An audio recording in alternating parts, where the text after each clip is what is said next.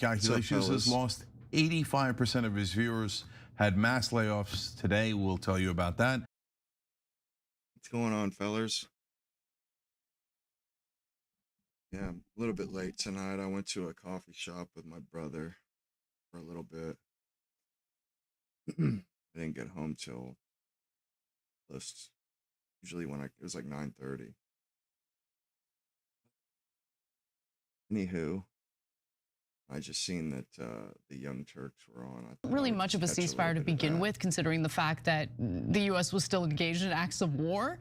That whole facade has now come to an end because the fighting has begun. Up, let's get into it. Just to sort of catch up on the For Iran the first time business. since this U.S.-Iran ceasefire was brokered 4 weeks ago, Iran is actually initiating attacks right now. We know that the United Arab Emirates missile defense system is activated. 4 missiles were fired from Iran to the UAE. 3 were shot out of the air, intercepted over the sea. The Nick's show is going to be fired today, I'm sure.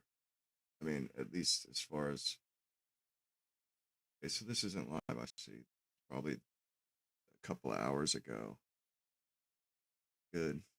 What'd you say was live? Epstein estate lawsuit?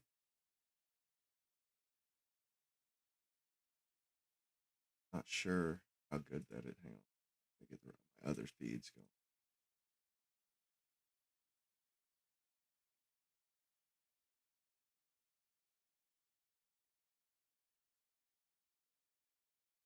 Oh shit, what's up, man?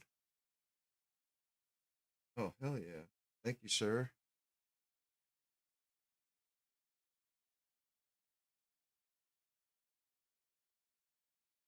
Hell yeah. I forgot that I put super chats on. Yeah, the super chats, they get bounced. Whatever you put in your super chat, some Indian woman speaks it.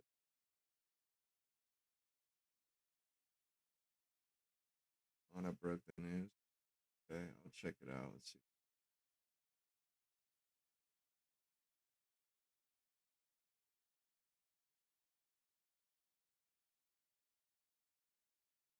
What are you saying? It was Epstein.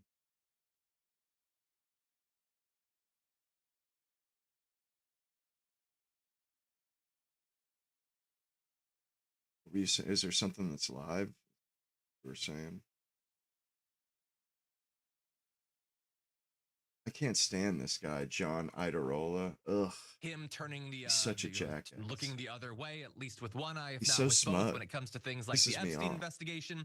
The entire thing has been a massive debacle. There is a reason so many people strikes me. Oh, it is live. But yeah, as at this point, do you think he's doing a good enough? It strikes me that Iadarola, he's not about building coalitions. He's not about like that at all. All he does is attack people who don't agree with him 100%. Oh shit. Hell yeah. Thank you, Robin. I don't even know, like, I've never heard of the chili things, but like every time I do a stream, there's some new payment, some new currency, chilies and flowers.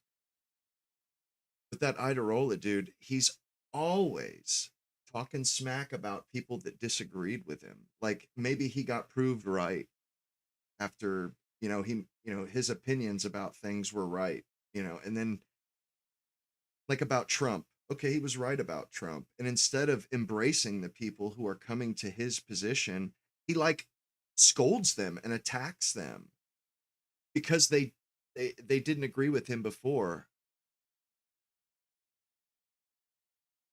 And it really pisses me off how they do. It's like, bro, Anna and Cenk, when people come around to their position, they welcome them aboard. They don't spend the time when people are coming to your position or coming to their position, they don't spend any time berating those people. They want to bring them on their team. You see this Iadarola, the white guy that's on TYT. That's not what he's about. He's just about snidely and condescendingly attacking anybody who has ever disagreed with him before. And it just really chaps my ass. It's like, bro, as if you weren't wrong, as if, you've been perfect on every single issue. Like, I can't stand that kind of smugness. I've been right about issues, but when people realize that they were wrong and they're coming to my position, I don't care what they thought before. All I care about is that they agree with me now. You know, like, I don't want to spend my time berating people like this. Just, it's stupid. It's not how you build coalitions. And it's very childish. You know, blame, it's for God and small children. Yeah, I mean, and that's the way I look at it. I don't have to, I'm not trying to be right. I'm trying to get people on my side so we can show more people, you know, the right side, the right opinion, or not necessarily the right opinion, but get people on my side. It's about politics is all about building coalitions. It's about, I mean, and especially in the first past the post elections and stuff, it's about building coalitions. It's not like, what good is it to be right if you're the only person that knows you're right? Does it matter if you're actually right or not? If you're the only one? Administration, and I think that's important She's for people to pretty, but remember she whenever kind of, you're looking at things, she's similar to wanting to apply a Iadarola. logical eye to what you're looking at, and you Well, forget and sometimes that, oh, the problem I have with it is that it's not reasonable. They're not forgiving, and they seem to think that because somebody held the wrong political position about something, that they're a bad person. Like, that's how it comes off, is that they judge people on their political beliefs. And I just, like, what the hell, you know? And they assume people are in bad faith. But anyway, so that's what Kash Patel is using social media Listen to me, for. everything's Let's turn dripping now into to stain. Donald Trump, because this is going to get interesting. Nice little in-depth investigation. It's time once again to ask the question that everyone's wondering: is Donald Trump dying? Well, we don't necessarily have the strongest evidence today, although his body's still rotting at the same pace it was last month. But we do have new evidence about something that certainly doesn't reflect well on his health, either his physical or mental health. And that has to do with what he does at night. Normal people sleep for a couple of minutes, but you've probably noticed over the years that Donald Trump's not a big fan of that, and it's actually getting worse. Now, you might say, how could you possibly know that? Well, you because notice how everything is like feline, underhanded, condescending. That's this guy's shtick. I cannot stand that attitude. It's just a shitty attitude. That's what I have so much. You know, I used to not like Cenk. I used to not like Anna. I didn't like him at all. I mean, I have a few qualms with, you know, Cenk's, his affect. I mean, I kind of like how he's a buffoon, but he does a lot of predicting. He does a lot of, yes, like, you know, he looks at details and at evidence, and then he draws conclusions. You know, like, he just jumps to conclusions, and then once he jumps to conclusions, he acts as if the conclusion is foregone. It's a foregone conclusion. That pisses me off. But they don't berate people for coming to their position. You know, you have one position, you're going to have opponents on the opposite side, your opposition. And when somebody comes to your position, that's not a bad thing. That's a good thing. Like, and that's my problem with this John Iadarola, is he treats people as though it's a bad thing that they're coming to his position. It's like, bro, everybody learns. Everybody has, you know, gets to be wrong. Like, I just don't get it. It's not good politics. Well, look, before 3 a.m., he's a smart guy when that story first came out. As crazy as it is to portray yourself with AI as being Jesus Christ, doing it at like 2:52 a.m. is even wilder. And so he then posted a photo of the Arc de Triomphe in Paris. That's at 10:35 on April 5th. There was no context. It was literally just an image of the monument. Clearly, he was thinking about the one that he wants to build. I guess that's all. I just wanted to do a little hate watching. You know, another one that I like Myron Gaines, but I watch his show occasionally, and I just don't think, I think he's like me. He doesn't have the right pitch. He doesn't come off, to me, he just doesn't come off all that great. He does a lot of like kind of whining. I don't know. I have a pretty high standard when it comes to broadcasters. for some reason. Not even sure why.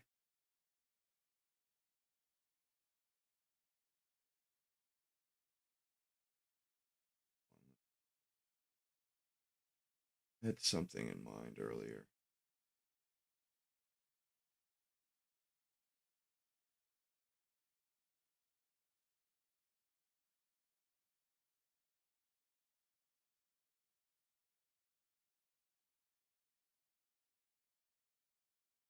You guys ever see that Liberty Vault? He does a lot of he's like anti-Israel, basically, which, the guy, he's a smart dude, but I don't know. I have never heard anybody else say this observation I've had about this guy. When you were growing up learning about Martin Luther King, I can look at this guy. At first, he looks pretty normal. I'm pretty sure this guy's a J. First, he looks pretty normal, and then I started looking at his nose and thinking, wow, there's a reason why his angle is always straight facing. It's always, I've never seen this guy's profile from the side. But look at his nose. Like, look at this thing. I mean, it's wild.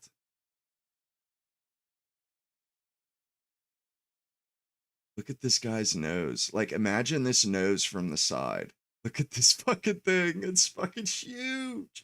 And like, I don't know. The guy just reminds me of like a troll or something from a movie. He has like this massive nose. Forget what there was a movie or something. He reminded me of like a troll from a movie. Like, straight up, man. This dude, typically I don't like to just like talk shit about people.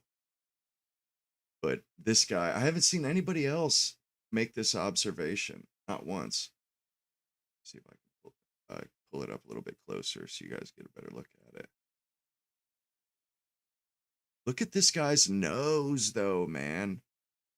What the fuck? This dude has like hardcore, like Rumpelstiltskin, like evil fairy tale. You know those fairy tales, like the Mother Goose fairy tales that are kind of like a nightmare, like Hansel and Gretel. It's like half fairy tale, half nightmare. Like, and this guy, holy crap, this dude, he just looks like a monster from a fairy tale to my mind. He's got like these super beady eyes, and like just the way he talks, and he pulls it off. You don't really notice it at first. It's after watching him for a while, I'm like, why does this guy always do the front shot? It's never from the side, never. And I'm pretty sure that's because it's kind of goofy looking. Wouldn't surprise me anyway. I mean, he's got this. Damn it, I forget what movie it was. It's almost like a beak. Dude has like a beak or a bill. Like the Penguin. That's what it was. It was the Penguin. Literally fucking Danny DeVito Penguin status over here. Look at that nose, bro. Goodness. It just cracks me King up. was at the top of the mountain. He was the most notorious figure. Homeboy should get a Halloween company to make a mask so people can go on Halloween trick-or-treating as him. You feel me? Like, straight up, that guy's crazy looking. The Liberty Vault. Wait, holy shit, Sterling Hayden on Johnny Carson's show. I bet that shit's sick. They don't really give a shit about what you have to say anymore. If you want state-sponsored propaganda shoved down your throat, you can just tune in to Fox News for free. Right. Anybody else notice how all of a sudden, I think the millennials, all of a sudden, everybody's getting tattoos removed? What's this all about? Like, when did that shit start happening? And I mean, honestly, I'm loving it because I never got a tattoo. And I always thought, I've never seen a tattoo I've never seen anything that I thought was good enough to live with for the rest of my life. Ew. Well, and anyway, I see all these people getting tattoos removed, and they talk about how expensive it is, how painful it is, how like they thought they were gonna, they had a certain style and it changes once they get to their late 20s. And I'm thinking to myself, no shit. Like this didn't occur to you when you were younger? COINTELPRO. Huh. Profit motive. Yeah. Dude, I'm telling you guys, this shit literally records what you say in your mic, bro. I was just saying that dude looked like Batman from the Penguin from the Batman, and then boom, my algorithm is throwing up Batman all of a sudden. What kind of shit is that, bro? I've never searched anything on here for Batman. Ugh, what the fuck? Showing their ass and shit, but. Just saying, we're definitely being listened in on. That's a fact. Hey, what's up, bud? Like, I've just noticed this the last couple months, man. All I have to do is talk about something on a stream, bring something up, and it will come up in my algorithm. It's just so sketch. And the tattoo thing, I kind of feel bad for people because back in the day, when I was like 18, 21, it was still a rebellious thing to do. Like it was still a minority of people had tattoos and it was still rebellious. And then by the time I was like 25, it wasn't rebellious anymore because everybody has one. It's like literally a sign of conformity now. Like that's crazy how tattoos went from a sign of rebellion to like a sign of conformity. And that's why I didn't get one, because of that, because everybody else got one or got tattoos. And I honestly, I don't need to become an advertising of just a walking billboard of like my favorite bands and shit. I never understood that shit. That makes no sense to me. Like, and both of my brothers, like one of my brothers got one on his wrist, got like 2 words on his wrist. Then my older brother got lost ... on the top of his foot. Like, are you guys fucking stupid? I mean, yeah, I don't have a problem with tattoos. I've had girlfriends that had tattoos. They look great, but like, they were just never for me. Like I've seen sexy tattoos and stuff, but the thing with tattoos is you're kind of pigeonholed to like, let's say you want to dress up like, but if you're a chick and you want to kind of do like a preppy or like a feminine, like girly Bo Peep kind of a lace dress, you can't do that if you have tattoos on your chest and your neck. They just overwhelm anything you want to wear. I mean, when you get them on your face or your chest or your hands, like you can't hide them. You can't wear certain aesthetics. You're stuck with like the hardcore tattoo aesthetic. And let's say, you get a specific style of tattoo, like the the fine line tattoos, or you get like a new, like new vintage or new, I forget what they call it, but it's like a new neo vintage or something like that. You get locked into that one style. And then if you get multiple styles, it just looks like a collage and it looks like shit. So it's like, damned if you do, damned if you don't. I'd rather just got the blank canvas, none of that shit on me. I mean, I have scars, of course, but, and I always kind of felt, that's, my body is my temple, not in a religious way, but just, I don't know. I was just like, I don't like messing with my body. I mean, it bothers me that I have surgery scars. I have a surgery scar down the center of my stomach. You're pigeonholed. You're stuck. You've pegged yourself for the rest of your life.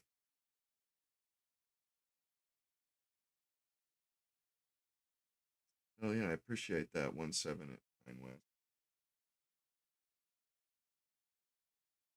I appreciate that. Oh yeah, the blackout tats. Yeah, that is. I feel like the blackout tats is just because they've done every other thing, and they want to be They want to be shocking. Like that Kat Von D. I remember when she got him, she wanted to be shocking. It's just, they no longer, people are no longer shocked by sleeve tattoos and full upper body tattoos. And that was half of the fun for people with tattoos, was that they were so different. They were just so different. It was in your face, and it's lost that luster. And they're not bad. I don't have a problem with them. Like I said, I've been with women that I thought they were sexy as all get out. But like I said, it pigeonholes you. And I definitely have, I wouldn't say a bias, but when if a woman's beautiful and she has no tattoos, typically it makes her just slightly more attractive. I mean, I like both, but it counts in her favor that she didn't go along just to get along. Woman didn't just conform.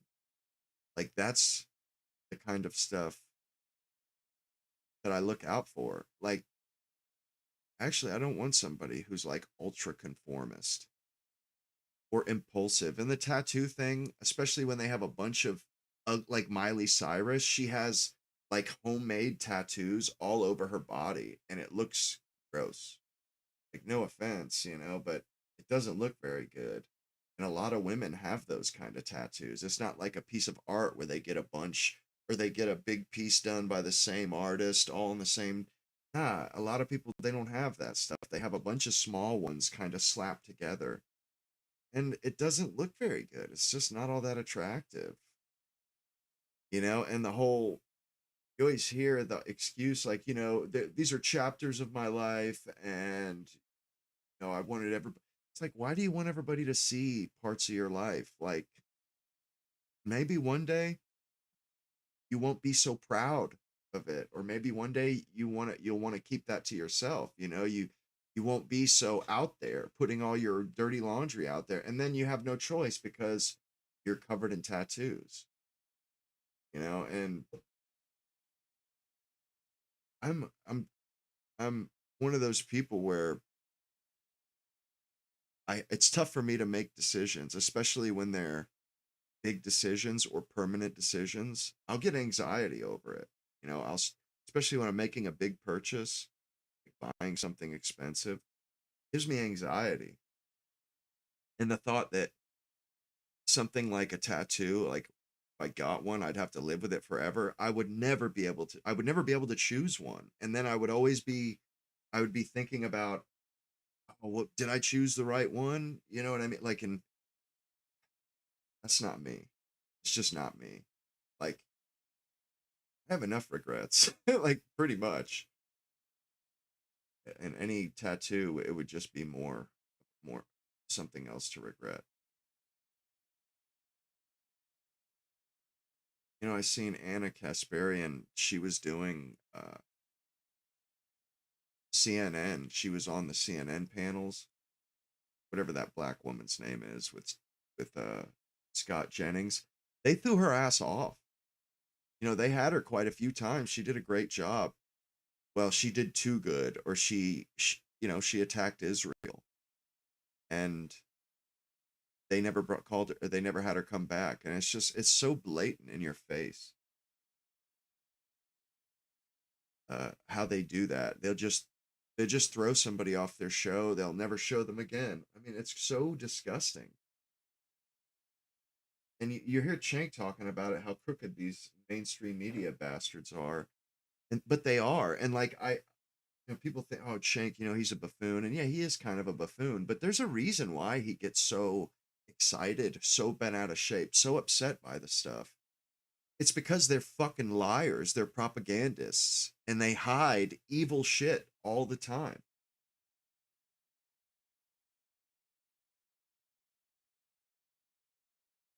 My best friend from high school, I'm a fairly famous tattoo artist. He owns his own shop and building, done quite a few famous people, including Tommy Lee from Motley Crue. Oh, that's badass. Hell yeah. Tommy Lee, he's got a shitload of tattoos.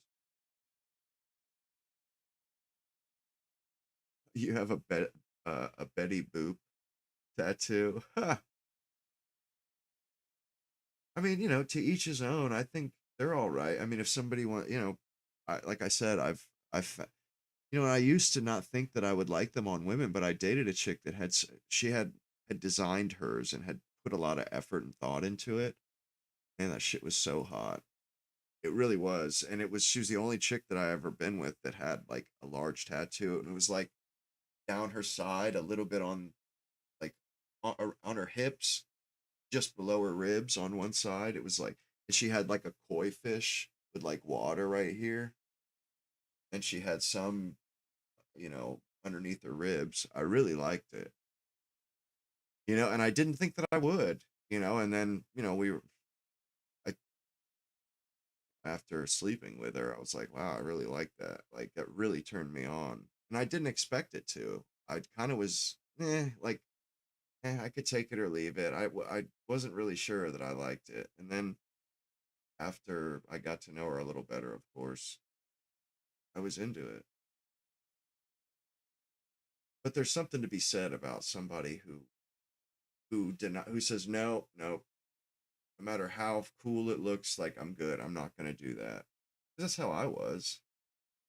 Didn't want to take the chance fucking my body up.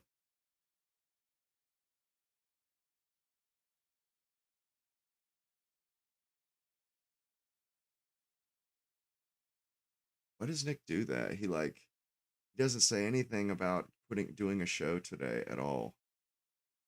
I wish he would give people a heads up.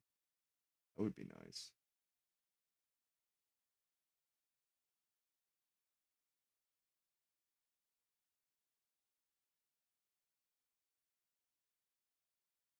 Let's see. There ain't shit to. Really isn't all that much to watch.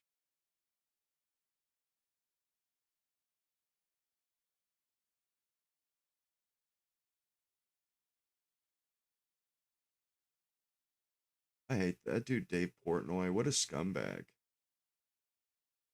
Such a fucking scumbag.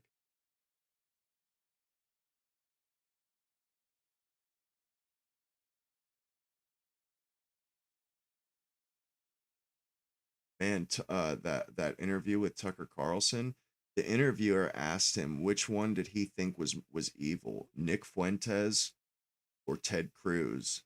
Yo, this dude straight up said Ted Cruz all day, every day. And she's like, what? Nick Fuentes? An avowed anti-Semite? And he's like, well, Ted Cruz is a senator, has enormous power in the world, and this guy openly talks about genocides and murdering people.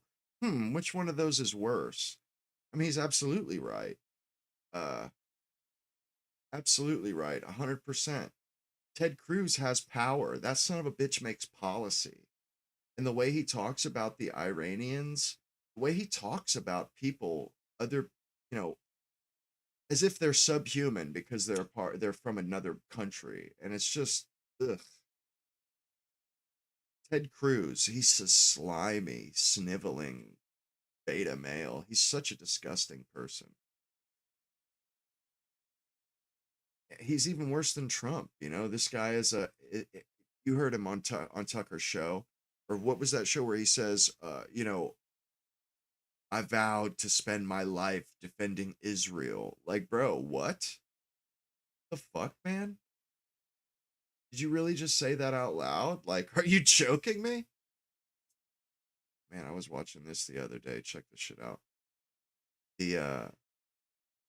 It's the most banned books. The most banned books ever. Here, I was trying to pause it there so I could.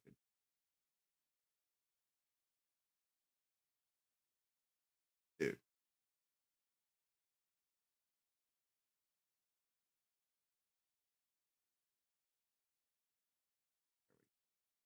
Here we go. You got the Camp of the Saints, History or Central Banking. Catcher in the Rye. I have one of these, actually. I have a Catcher in the Rye here. Atlantis edit in the Bible, which is about the Aryans. I think a German wrote it. The Bell Curve, which came out in the early 90s. The Story of O, Lady Chatterley's Lover, the Bible, Harry Potter, Culture of Critique, this one right here is one of Nick's favorite books. Culture of Critique. It's a banned book too. It's like 3 books, I think. All Quiet on the Western Front. Fucking awesome book. Fahrenheit 451. 200 Years Together. Here's an Islamic text here. This is the most banned book in Islam. Might is Right, American Psycho, Synagogue of Satan, Unintended Consequences, Behold a Pale Horse, The Manipulated Man, which is an anti-feminist tome, The Myth of the 21st Century, The History of Central Banking and the Enslavement of Mankind, and The Camp of the Saint. I think it's called Camp de Saint or something like that. Pretty The interesting. Saints is a 1973 French novel by Jean Raspail. The title refers to a passage from the Book of Revelation about Satan gathering nations for a final battle, which the book uses as an analogy for mass migration. The story imagines a future where a massive group of Indian refugees hijack ships, form an armada, and sail toward France, ultimately destroying Western civilization. The migrants are mainly described in dehumanizing terms like the Horde or the Enemy, and their leader is known as the Turd Eater. As the Armada nears France, global unrest spreads, including riots in New York City by African Americans and an invasion of Chinese peasants into Siberia. The Armada is framed as a threat to predominantly white nations. The novel portrays the media as corrupted by capitalists promoting left-wing ideas and presents racism among white characters as natural and justified. The book has been widely criticized as racist, xenophobic, nativist, and extreme in its anti-immigration stance. Despite this, it apparently has been popular in far-right circles and praised by figures like White House strategist Steve Bannon and politician Marine Le Pen. The book has often faced limited availability or suppression and was completely out of print until recently. A History of Central Banking and the Enslavement of Mankind is a 2014 book by South African banker Stephen Goodson. It presents a historical story that argues a hidden war over money creation has enslaved mankind for thousands of years. Goodson argues that usury, described as private banks creating a nation's money and lending it at unreasonably high interest, allows bankers to gain wealth without producing value. Goodson claims central banking originated as a system used by powerful financial interests to control governments, instigate wars for profit, and remove regimes that resisted their control over money. The narrative begins in ancient Rome, where Rome's prosperity is tied to state-issued money and its decline to privately controlled money, which he says caused debt and inequality. Julius Caesar is portrayed as a reformer who tried to return money creation to the state, with his assassination presented as a response to these reforms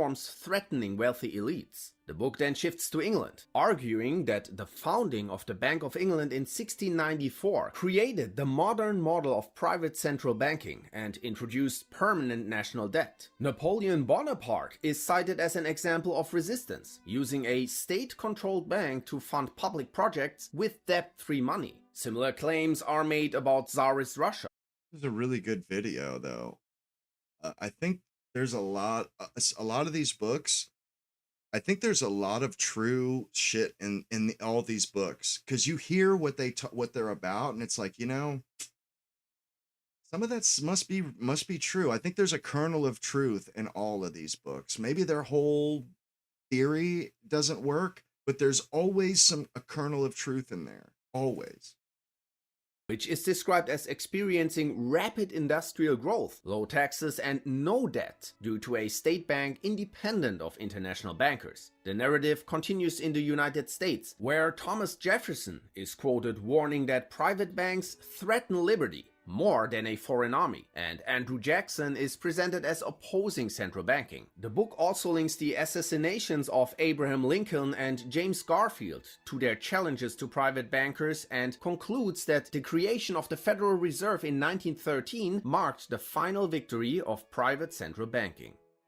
The Myth of the 20th Century is a 1930 book by Nazi ideologue Alfred Rosenberg, in which he lays out his racial worldview. Rosenberg focuses on the Aryan race, which he equates mainly with Nordic Europeans like Anglo-Saxons, Germanic peoples, Balts, Baltic Finns, Northern French and Celts. But he extends it to the Berbers in North Africa and elites of ancient Egypt. He argued that the migrating Aryan race founded the world's great civilizations, like ancient pre-Islamic Persia, Greece, India and Rome. He claims these civilizations declined due to the interbreeding with what he calls lesser races. The book portrays Aryans as the highest form of humanity and blames Jews for moral, cultural and social decline. Rosenberg argues that the state must enforce racial hierarchy and prevent racial mixing. Rosenberg also claims Jesus was partly Aryan and emphasizes anti-Judaic teachings of early Christian Marcionism and Persian Manichaeanism as representing a true Jesus, compatible with a Nordic worldview. He also condemns Islam as anti-Christian, anti-European and spiritually inferior. The book sold over 1 million copies by 1944. In 1934, the Vatican banned the book by placing it on the list of forbidden books for its attacks on Christianity. After World War II, it became restricted or banned in Germany, and it's classified as restricted material not allowed for public display. The book has also been removed from major platforms such as Amazon in the US and UK. The Manipulated Man is a 1971 book by Esther Villa, originally written in German. It argues that in industrialized societies, women are not oppressed but instead exploit men. Villa claims men have been conditioned and trained by women to serve them, like Pavlov did with his dogs. She argues that men are rewarded with intercourse in exchange for labor and compliance. The book says women are gold diggers who extract money and material benefits from men, using selective praise to influence them. Villa argues that women regulate their emotions more effectively than men, and deliberately exaggerate emotional reactions to emotionally blackmail men. Marriage is described as offering no benefit to men, with women portrayed as coercing them into it. Feminism is framed as a system that reinforces this dynamic while presenting men as oppressors. The book sold well and attracted major attention but also intense backlash. In 1975, Villa debated feminist Alice Schwarzer, who called Villa sexist and fascist, and compared her book to the Nazi newspaper Der Stürmer. The author reported receiving death threats, and the book was widely protested by feminists. In 2021, the book was briefly banned from Amazon. The English edition has often been difficult to find and frequently goes out of print. Some say the book is suppressed. Basically, leftists and liberals and the people that side of ideology, they brainwashed the Western civilization to think Nazism is evil. So basically, they invented themselves a smear. They contrived a smear by exaggerating how evil, how awful the Nazis were. They were able to build themselves a really useful weapon. You know how many people they fucking totally destroyed Pat Buchanan with that shit, and they're using it now. Israel's using it as a cudgel against us right now. All the anti-Semitism bullshit, and I feel like all of it was just a hoax to build something like that, something to use as a weapon against, they basically, it's like a blanket term that they use to silence people. It's a way to censor people without, in a free society. Its anti-feminist stance. Others say its scarcity is explained by its age. Behold a Pale Horse is a 1991 book by former U.S. Naval Intelligence member Milton William Cooper. It presents a collection of claims about secret government activity and hidden control over global events. Cooper argues that a covert transnational government has concealed the existence of extraterrestrial life since the 1940s. He claims President John F. Kennedy was assassinated because he intended to expose information about UFOs. The book also states that HIV was artificially created and deliberately spread. Science is portrayed as a means to an end, where the means is knowledge and the end is control. The text also promotes the idea of a coming New World Order, a global totalitarian system run by the Illuminati, which Cooper claims has declared war on the American people. Cooper's book soon became associated with extremist movements and was called a militia manifesto. It's frequently cited as a prohibited title in prisons across multiple states. Unintended Consequences is a 1996 novel by American author John Ross. The book follows gun enthusiast Henry Bowman, who, at a gun show in Indianapolis, publicly exposes an attempted entrapment by ATF. I didn't realize anybody else knew about a lot of these I never heard of. Behold a Pale Horse and Unintended, these newer ones, I never heard of them. You know, I had always known of, My Struggle, a couple other ones, but like the one written by Rosenberg, I didn't know about that one. But there's, a lot of people have written books about the Jays, like Martin Luther, the religious leader in Germany. He wrote like a whole book on the Hebrews, like, and their tricks and their evil ways. And there's some Rosenberg, the leader of the National Socialists in Germany, like all these different people wrote whole books about them. Embarrassing him. Blair takes this personally and, with backing from the ATF, plans to frame Bowman and his associates as criminals by planting. The Synagogue of Satan is a 2006 book by British author Andrew Carrington Hitchcock. The title refers to a passage from the Bible as a metaphor for what Hitchcock claims is a secret global ruling network. The book covers a year-by-year timeline from the 19th century onward, claiming that revolutions, banking systems, media influence, and global conflicts were orchestrated by a hidden elite. He describes the alleged leadership of this network as a council of high priests of Lucifer, who worship death, practice dark occult rituals, and control major book publishing firms worldwide. The power is said to rest on immense wealth. The book claims that secretive organizations such as the Council on Foreign Relations, the Bilderberg Group, the Jesuits, and Skull and Bones manipulate global affairs to expand geopolitical control. The author also names the Rothschild family, Karl Marx, and Freemason Albert. The Rothschild, because it's their name, the Rothschilds are Red Shield. That's what Rothschild means in English.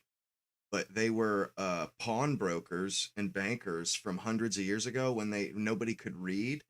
So they'd have like little stores and they would hang a red shield, because back then nobody could read. So if you were a Boyer or a Fletcher, you made arrows for archery, or you had an archery shop, you had to put a bow and arrow or an arrow out front, hang it from the sign thing, hang your shingle. Same thing with shoes. Tailors would have, the thread and needle. Apothecaries would be like Walgreens, how it has the little pot and the mortar and pestle, like Walgreens. They would hang that above their front door. And like the pawnbroker, the three balls. But the Rothschilds, they're known as the Rothschilds because it was come to the house with the red shield. So they took on that name, the Red Shields. Isn't that crazy? Like, and you really hear it when you hear a German say it. They say Rothschild, so Red Shield. Whereas Rothschild wouldn't, you think it's something, child that has, but when you hear it in German, you're like, oh shit, that really is Red Shield. In connection to this, I don't know, have any of you guys ever seen The House of Rothschilds? It's like a 1930 movie with George Arliss. It's basically positive propaganda for them, for the Jays. But there was a companion or an opposing piece done by UFA in Germany in the 30s, and it was telling the real story or the other side of the story. Because the House of Rothschilds made them out to be these benevolent bankers that only, that fought against Napoleon and against dictators, and they only use their wealth for good, which is bullshit. And then I need to see the UFA version because it's supposed to be more realistic. Like, they explain how the Rothschilds got their money. They basically cheated a nobleman out of it. They stole it, like embezzled from a rich nobleman. The Rothschild. His name was Meyer Rothschild, and I believe that he stole some money, like a big sum of money, to get his startup for a banking system. He stole it from a nobleman. That's what the German version is about how he used these, and I think that's where the happy merchant came from. One repeated claim is that bankers financed events such as the Bolshevik Revolution in Russia to achieve long-term. Well, and I have the Rothschild, the House of Rothschilds. I actually have it on my computer. And bro, I showed my little brother a clip from that where the J in the beginning is like rubbing. Oh yes, Your Excellency. You know, the guy's like, the tax collector's like, I bet you'd like to pay the 1,000 gulden like last time. He's about to charge him 20,000. And the guy's like, no, you'll kill me. You'll starve my children. And he's like, I bet you'd like to pay 1,000 like last time, wouldn't you, Rothschild? And he's like, yes, Your Excellency. He's like, well, what would it be worth to you? He's like, how about say 1,000 gulden? Like, it's just so hilarious. I'm about to pull it up, honestly. The shit cracks me up. It's so, for some reason, I don't know why I never thought of showing it before. I haven't though, but it's from the 30s, and there's like a couple clips in that movie where it's like, whoa, this is like really. I mean, they say, oh, that's a trope. That's a trope. It's like, well, it's only a trope because they made it a trope. They like, nobody forced them to rub their hands together and be snide and you know, sniveling and underhanded and snake-like. Like, nobody forced them to do that stuff.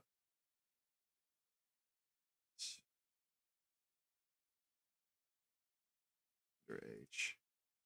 Pull it up though. I showed my little brother, and he laughed. He was like, it looked just like that. Here we go.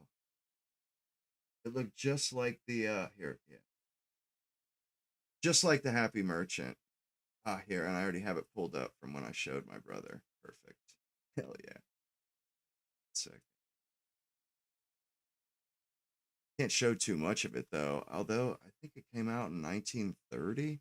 It's only 4 more years and it won't be copywritten anymore. There we go.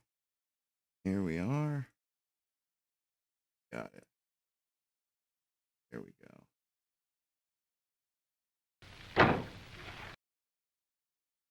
Wait quick till I get to. He has his sons go downstairs to hide it. Oh, run away! What?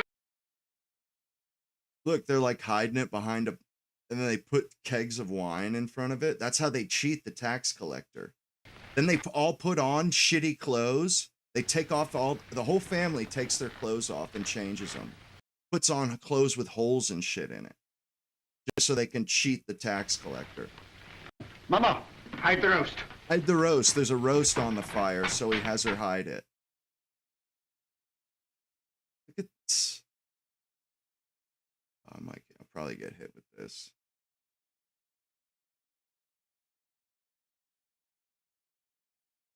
See, they're hiding everything. Why, it's my good friend, the tax collector. Bring out your account book. Look at the holes. Certainly, sir. Here it is. I was just looking over it. Things are very bad. That's a I was fake. saying to my poor wife, Iadarola, this is our friend, the tax collector. Never have I known such a bad month. No. For 5 days, not one gulden have I seen. Customers come, yes, but they don't buy. No. And no one's traveling these days, so my exchange business is worse than nothing. I shall soon starve. Starve, eh? Huh. Something smells good. One of our neighbors must be having a roast. Close the window, Mama. What do you take me for? Now bring out the real books. Real books? Why, Excellency, I don't understand what you mean. Rothschild, you're doing more business than any Jew in Jew Street. You're going to pay 20,000 gulden. 20,000. Why, a council of the big merchants in the city doesn't pay as much as that. That's another matter. He's outside the ghetto. He's not a Jew. Oh, if you were going to kill me this instant, I could barely raise 1,000 gulden. Upstairs. That's the house. Pull the bed Let apart. me get away with it. Hell yeah. I might perhaps raise 2,000 gulden. Very interesting. Oh, that. Nathan, He lift finds up the the trap trap door door. for the gentleman. Just some old stock. We have a little wine down there. Not very good wine, I'm afraid. Good wine costs money. But no account books, no gold, no jewels, I suppose. Jewels. I've had to give up dealing in jewels long ago. It needs capital. Shall I lead the way? You follow. At a distance. Man, look, bro, these dudes don't put nothing past these sons of bitches. They don't put shit. They don't trust them at Stand all. up, Jew boys.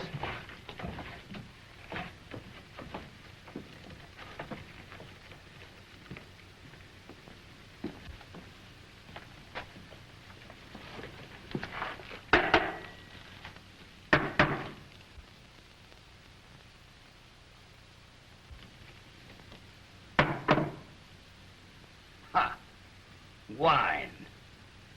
Fill up a cup. But that screen, Excellency. Do as I say. Oh, it had wine in it after all, eh?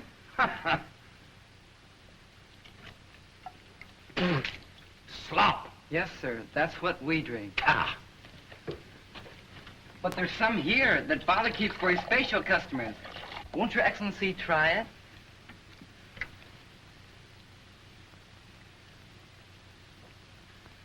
Ah. It's good. Look at him. Look at him. You old fox. Rubbing his It's hand. good. Your Excellency does us honor. Your Excellency does us honor. Rothschild, apparently you've been telling me the truth. So do you know what I'm going to do? No, Excellency. I'm going to charge you 20,000 gulden Just the same. But I can't do it. There's not that much money in the whole ghetto. Rothschild, you'd like to pay only 2,000 gulden again, wouldn't you? Yes, Your Excellency.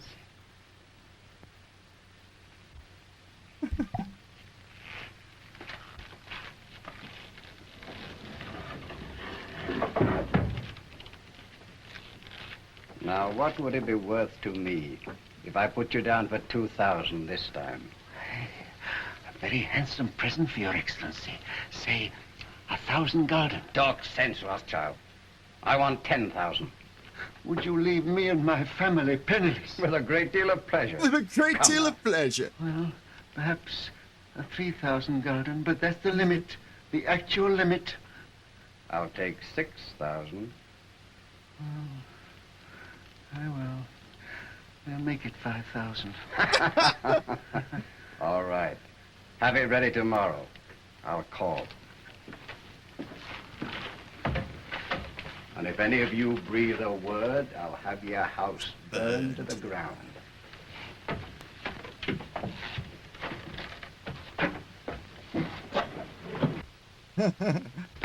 Boys, you did well. Nathan, you're a smart lad. That wine. Mama. You should have seen him. And after all, a 5,000 gulden isn't as bad as it might have been. No. But it is bad to have to pay away 5,000 gulden. Not as bad as having to pay away 20,000, Father. 6 o'clock, all Jews inside. Can we all night? Come on, let's get out of He this chained ghetto. him up at night. Shall I go after him? I'll let him go. It's a good movie, actually. I mean, a lot of it's propaganda, but I liked it anyhow. It's a good movie to me. I tend to like everything though, for the most part. You know, I'm not like I like older movies. They don't bother me. Some people hate them, but you know, it's just all this stuff. I can show you the genesis of all this propaganda and all of like how people used to think about them, and like everything that people talk about now and all the opinions today, they had the same opinions, or you can see the genesis, and why people felt that way. It's just, you get more context and understand why people felt the way they did back then. And it wasn't for no reason. Like, they weren't treated like that for no reason. They earned that. Ideological goals. The book has been widely criticized as anti-Semitic, and mainstream historians reject it. The book has faced restrictions or removal from platforms like Amazon and Lulu.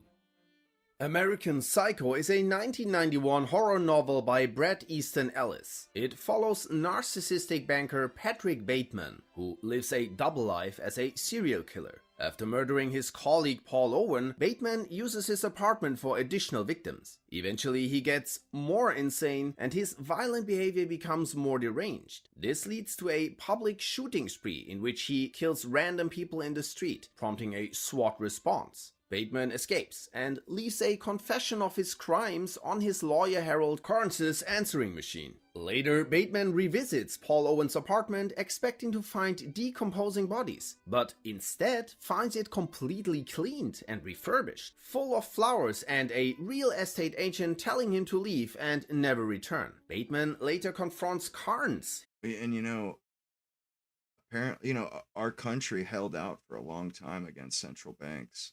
Because that's what central banks are. They're basically to steal money out of our pockets because they can devalue currencies and shit. We didn't have a central bank before 1913. It was legit. We had legitimate financial system, where your money was your money. You had gold. They couldn't devalue it. Lawyer about the confession, only to find him amused and treating it as a joke. The novel ends where it began, with Bateman and his peers at a nightclub, with no resolution or punishment. The book became infamous for its graphic violence and explicit content and was censored. In Germany, sales were restricted to adults only. In Australia, it was banned for many years in Queensland. In the US, public outrage and death threats led to the original publisher to drop the book before it was released by Vintage Books. In some countries, it has only been sold shrink-wrapped due to concerns about its disturbing content.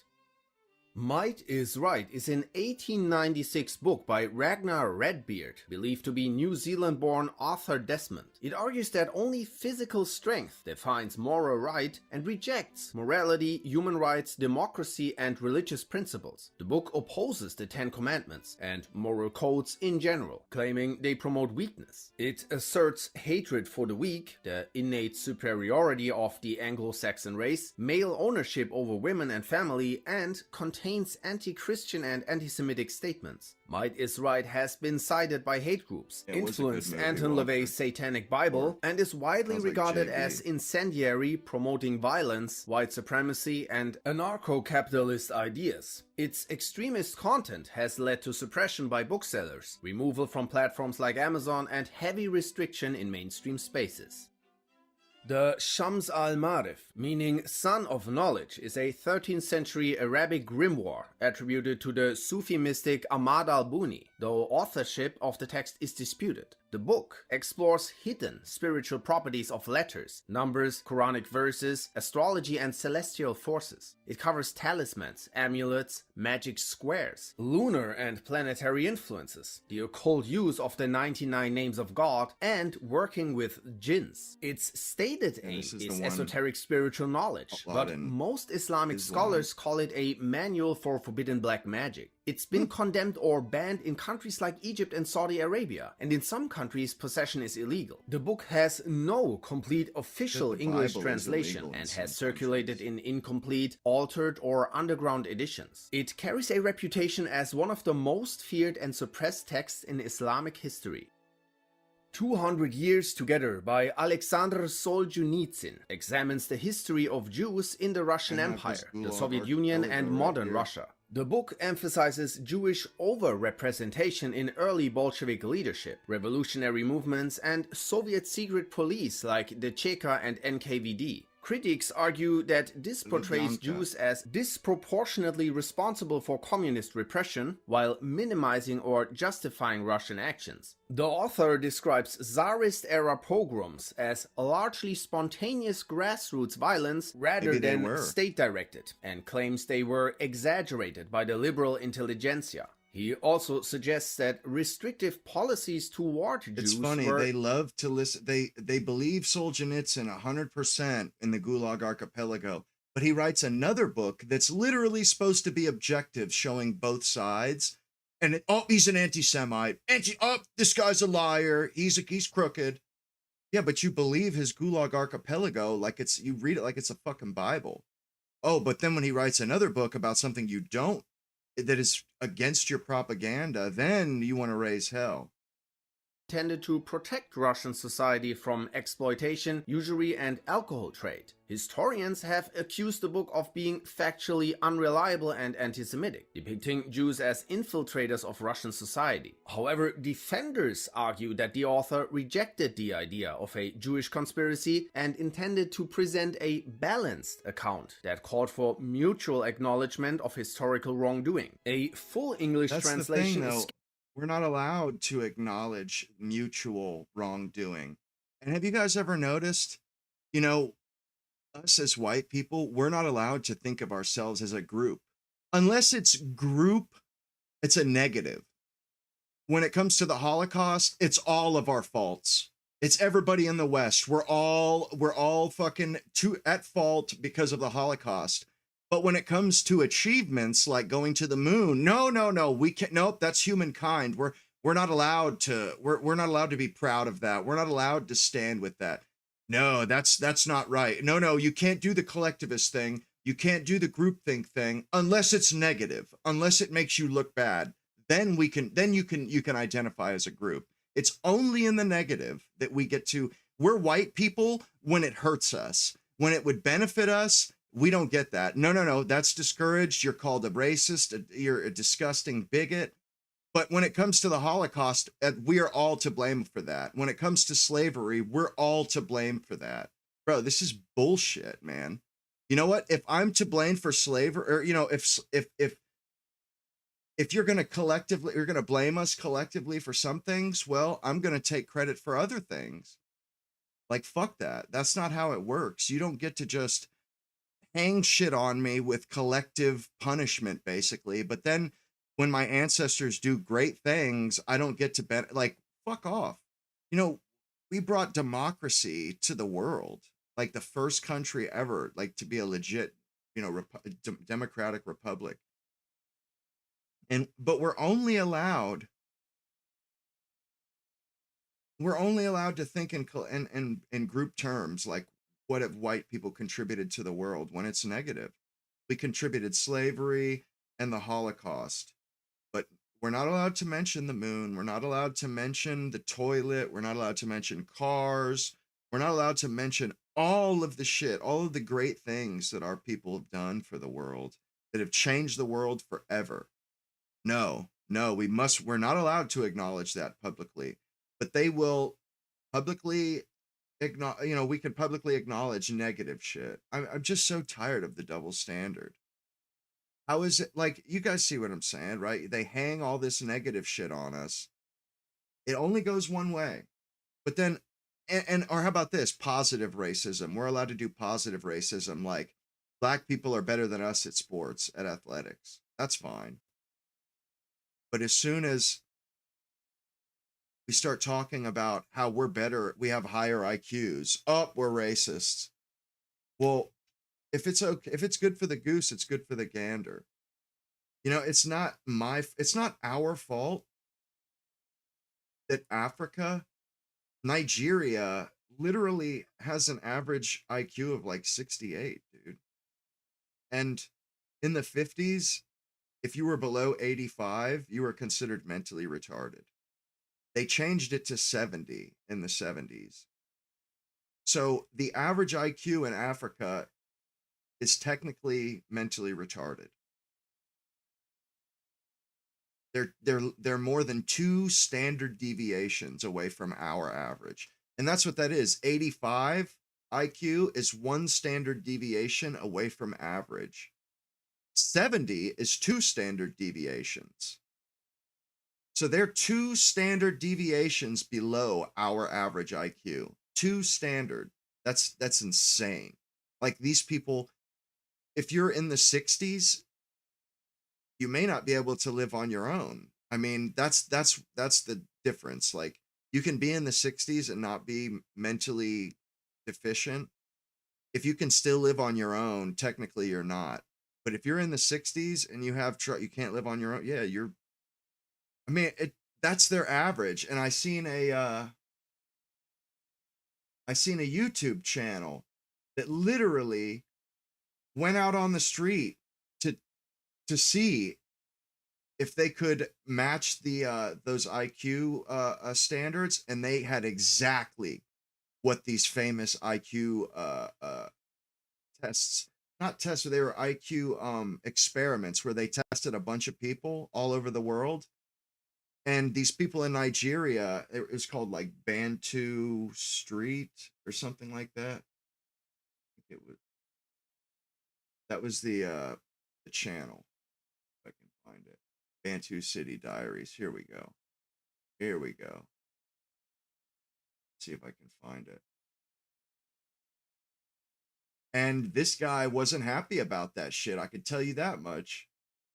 But they were honest about it. I think there was 3 people, that one guy that had over 100 IQ, and the rest of them, everybody else had below, and then 2 other people had above like an 80, which is, let's see if I can find that shit. Here we go. No, here. No, that's the Warrior Genes. This is the one I was watching. I saw it, and maybe they got rid of it.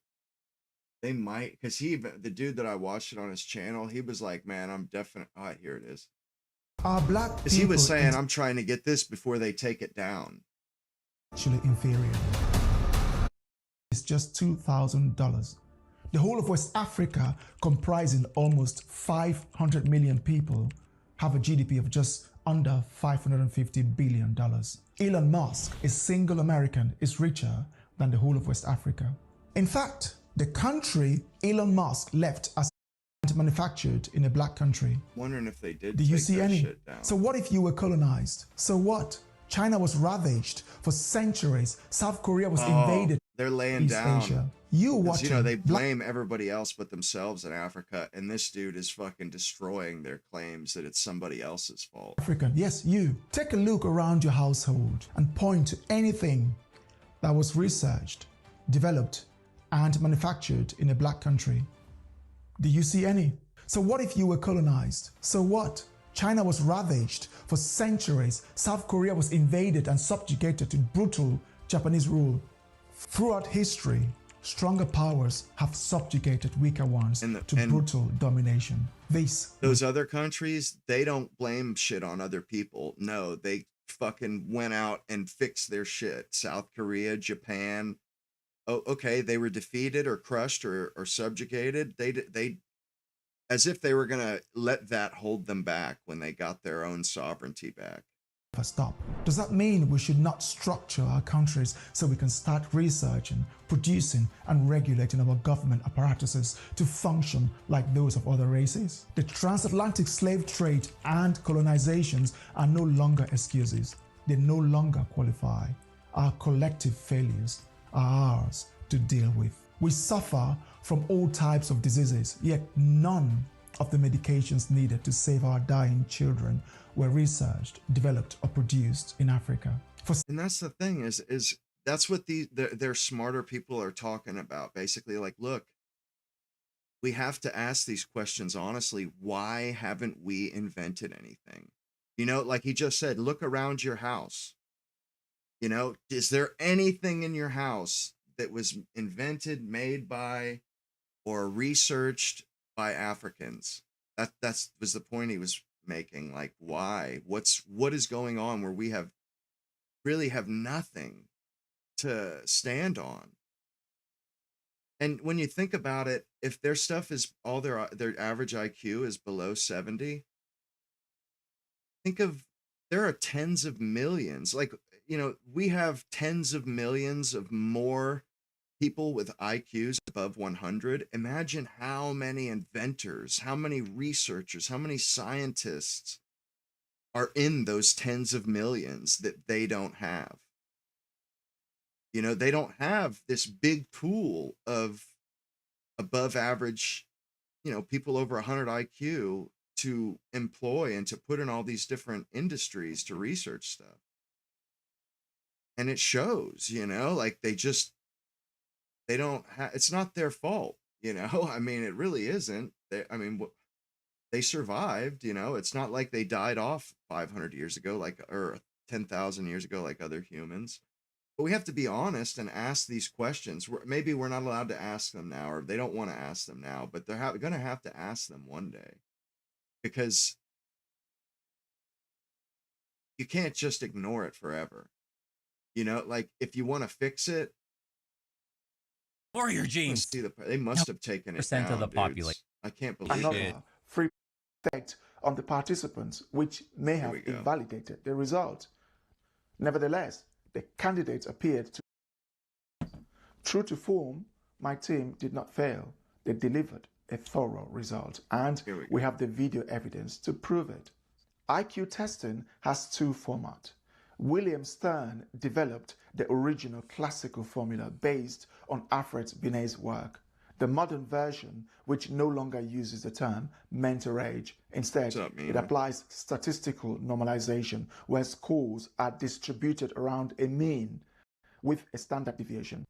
This method was influenced by the statistical work of David Wexler.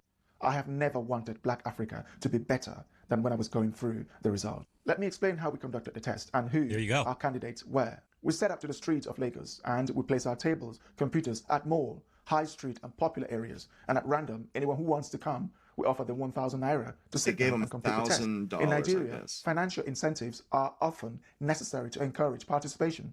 It's hard to determine whether the monetary reward had a negative or positive effect on the participants, which may have invalidated the result. So he's being honest about candidates everything. appeared to enjoy the experience. Our candidate included he said the candidates enjoyed the experience. Participants, male and female, as well as A-level student. Everyone who participated was above 16. Only 3% of the participants scored 102. Holy and another shit. 3% scored over 80 and over 90, respectively. Holy shit. 3% for 100, 3% for 90, and 3% for like 89. I don't know. 3% for 102, 3% for 96, and 3% for 89.5. Then 16.7% for 82.9, 20% for 76.3, 26.7% for 69.7, and 16.7% for 63.1, and 10% for 56.6, my dudes. Bro, half of their people are below 70. That's fucking crazy, man. Dude, you're considered retarded if you're below 70. That's 2 standard deviations from our average, like IQ. Group 26% scored 69, followed by the second highest group, 20% scored 76. Holy fuck, bro. Look at these numbers just so you can see real quick. Only 3% of the tested people scored above 8. If you were to extrapolate this out to a whole population, can you imagine that only 3% of the population has an IQ over 100?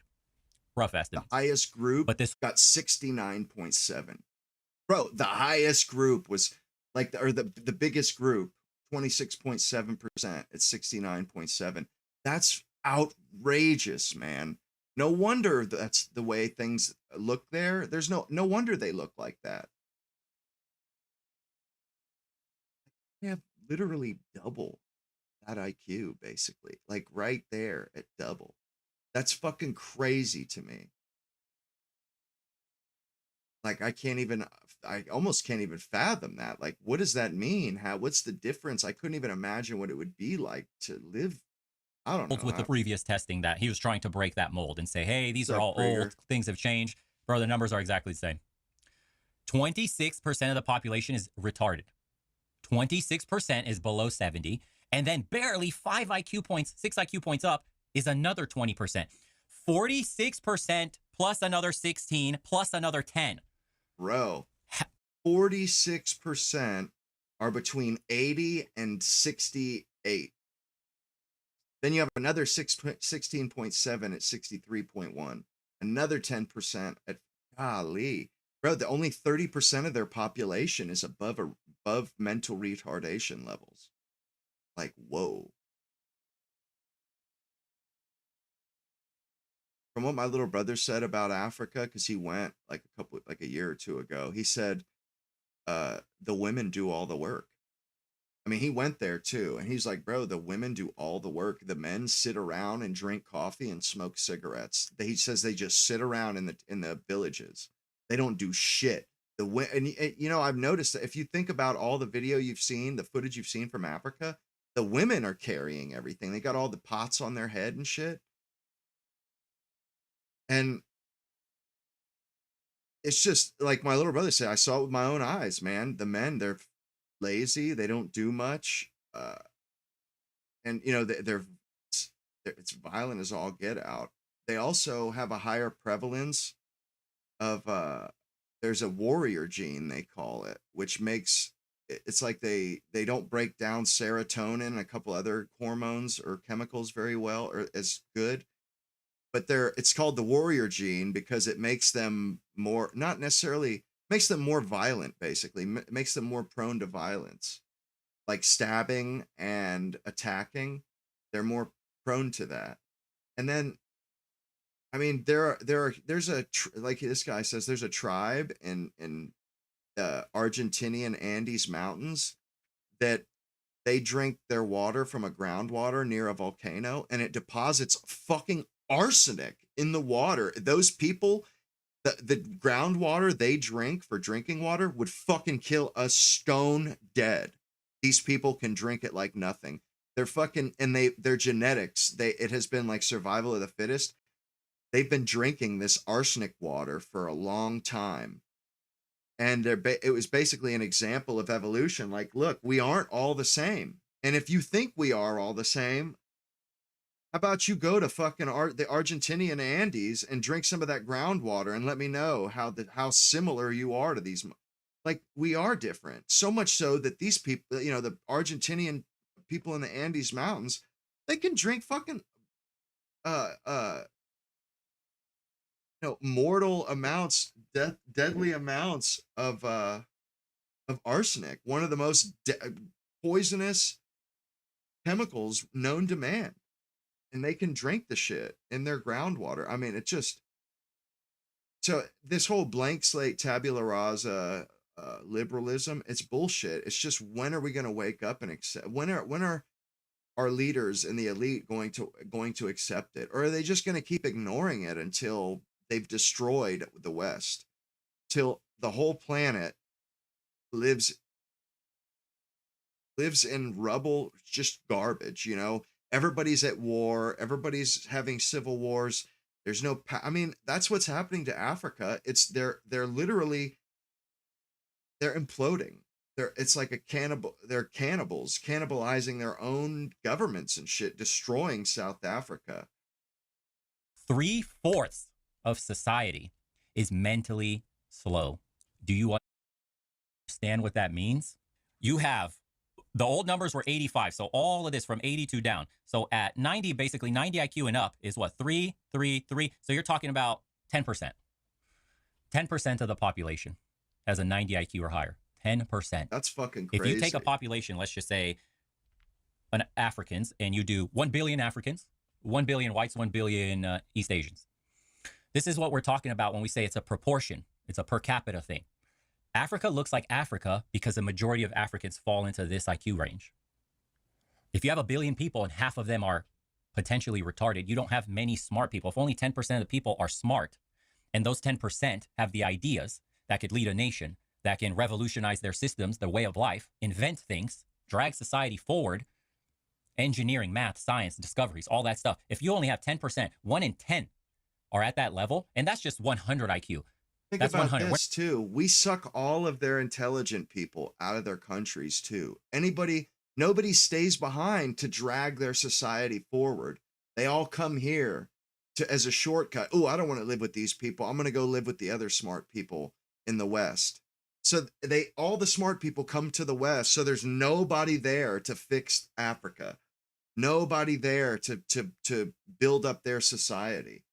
So, I mean, it's like we're stealing all of their people that have any work ethic, have any intelligence. So we're like dooming them to poverty.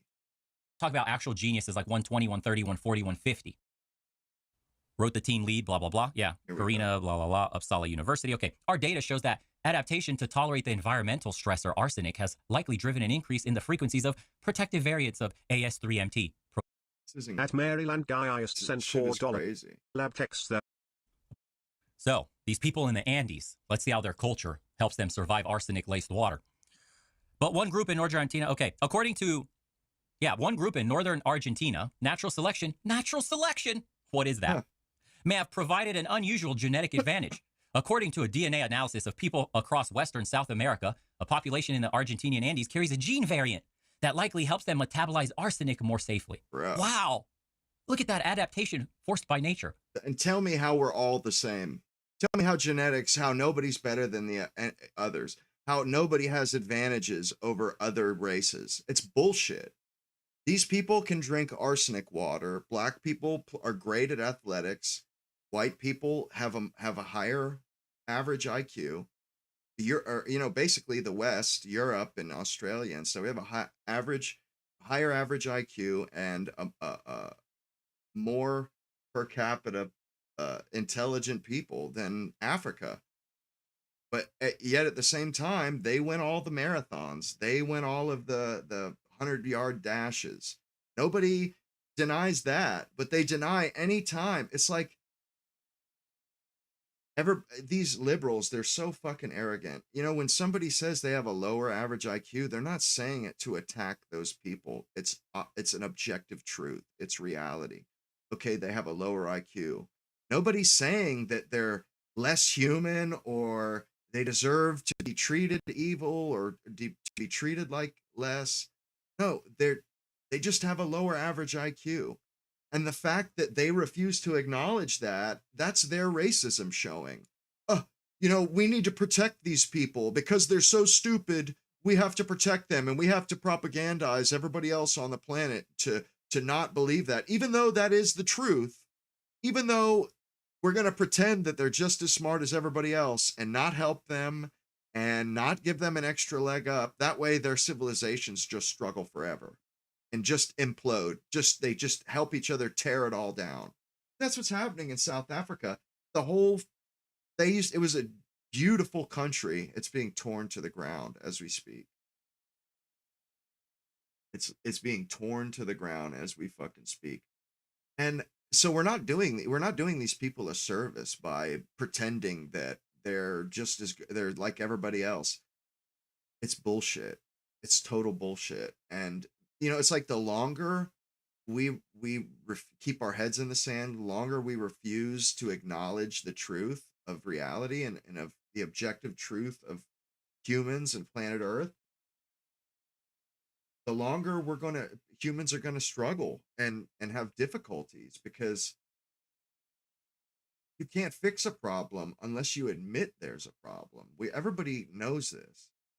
So like our elites and the liberals sticking their head in the sand, they're not helping Africa out by doing that. They're not helping them at all.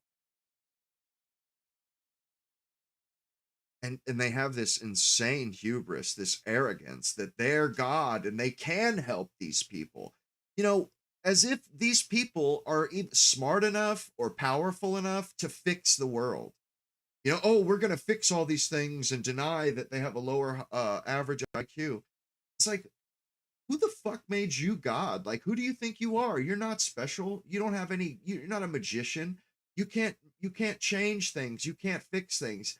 The only way that things like this get fixed is when people do the work. You have to do the work.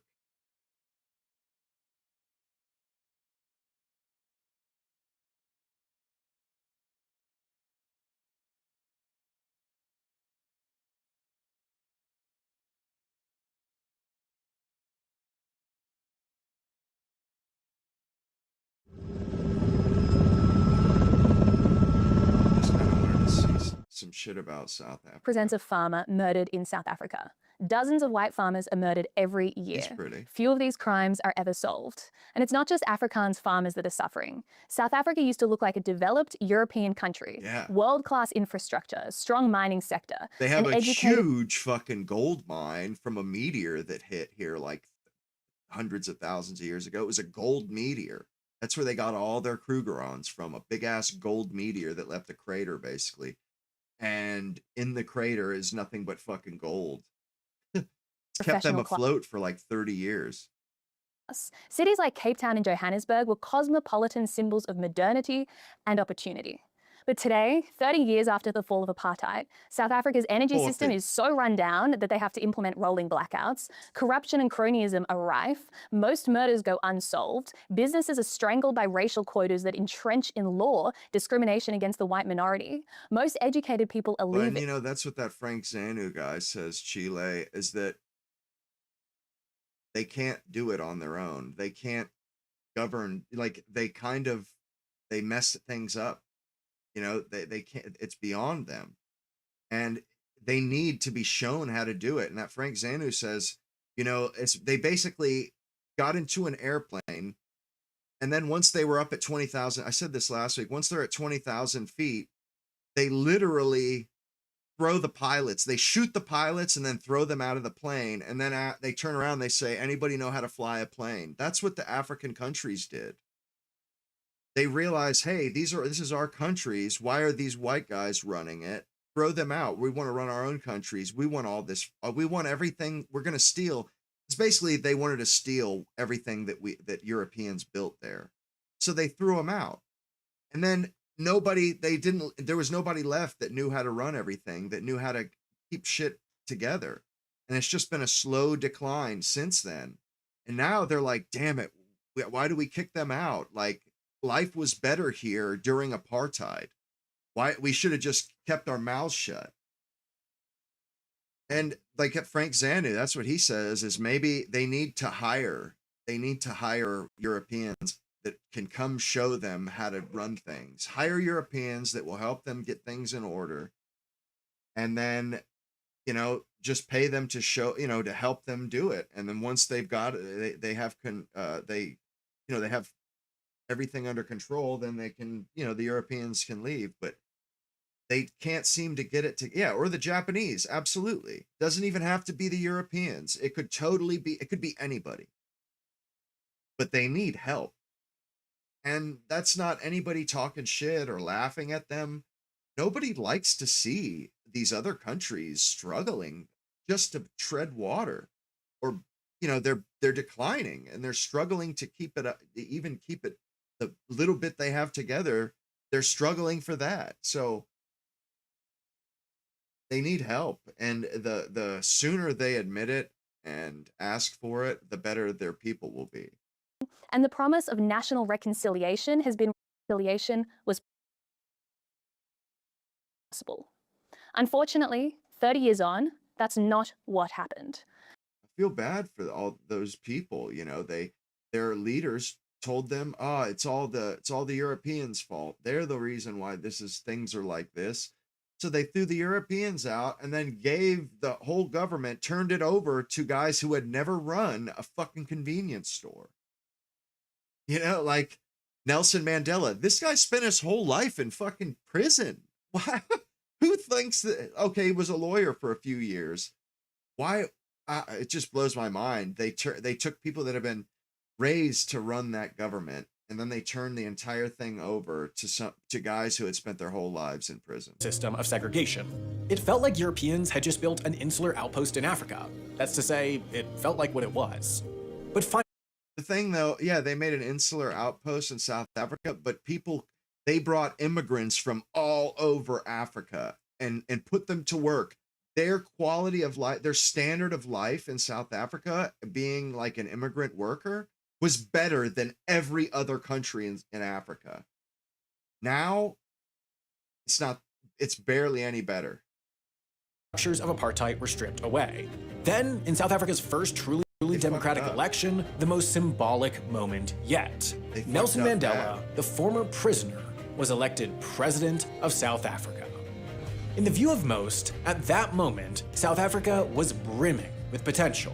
It had massive mineral wealth, it had a diversified economy, it had a large, highly educated workforce. As the continent rose, the world hoped and believed that South Africa could be the poster child of the potential of African economic and human development. If the white and black nations could truly integrate into one, the country was well on its way towards being considered a social and economic equivalent to, say, New Zealand, another former British colony in the Southern Hemisphere that managed to transition into a self-sufficient, high-income, multicultural society.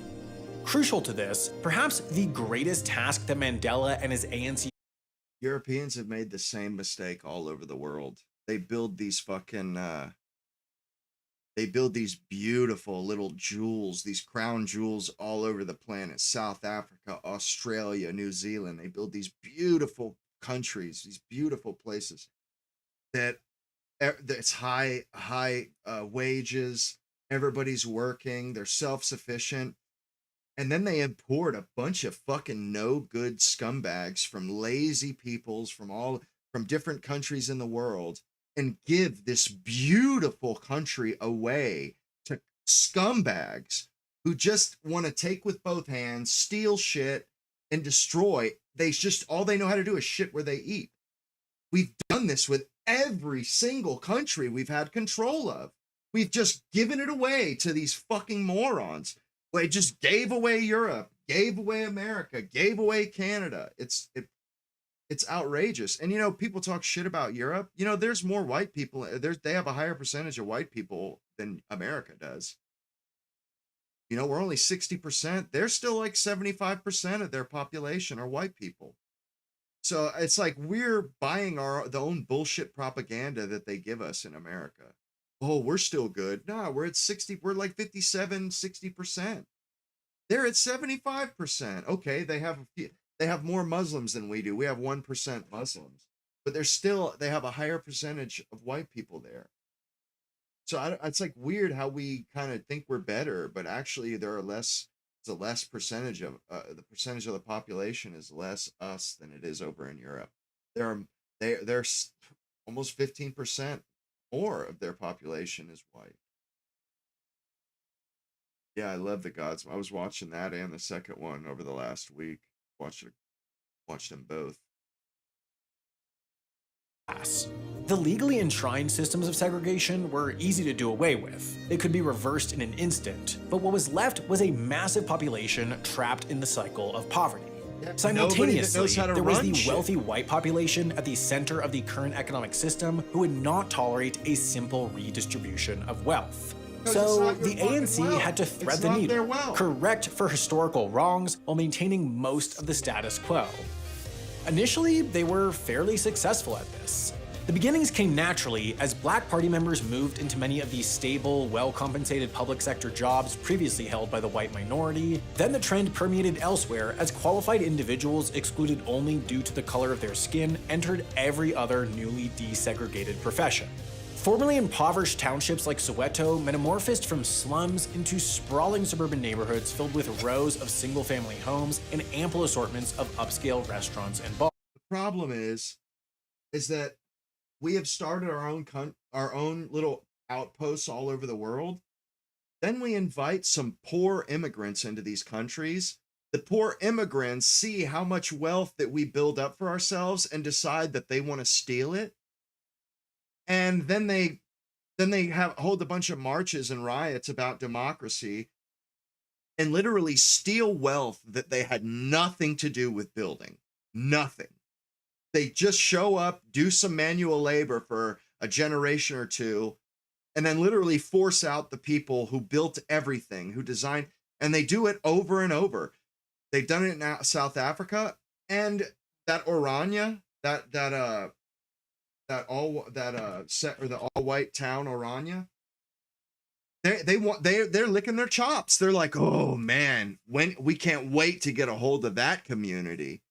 They just move from just stealing from people who have saved up and built up institutions, a good way of life, and then those people need some extra. They need some unskilled workers. They bring in the unskilled workers, then the unskilled workers steal it all from them. It's bullshit. They did it to Rhodesia. They did it to South Africa.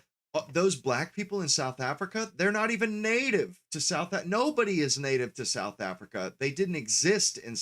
It was totally unpopulated. And somehow they managed to trick England and the rest of the world into sympathizing with them as if they built stuff, as if they are the indigenous people. They never were. They never were.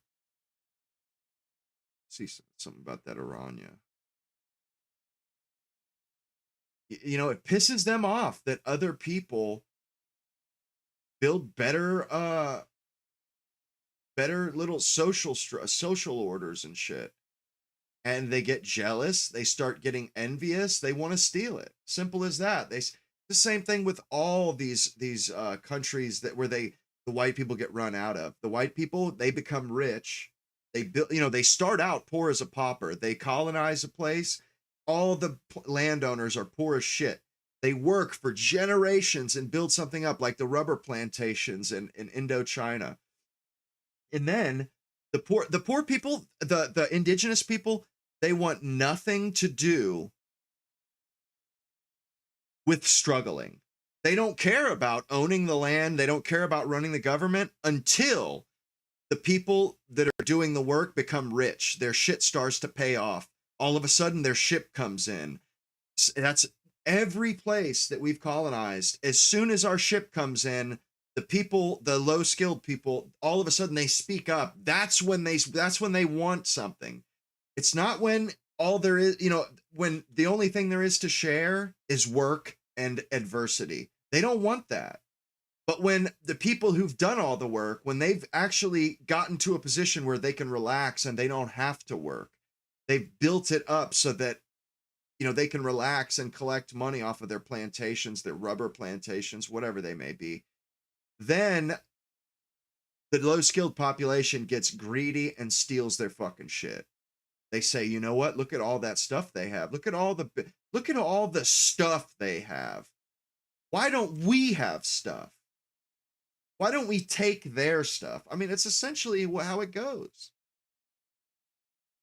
I'm trying to look for this one I watched the other day. And they get so chapped when white people are like, you know what, we're going to start our own little city. We're going to start our own stuff. And they get all bent out of shape. You don't ever see white people saying, well, why are black people's, why are they segregating themselves? Nobody has a problem with that. But when we want to segregate ourselves, then it's a problem.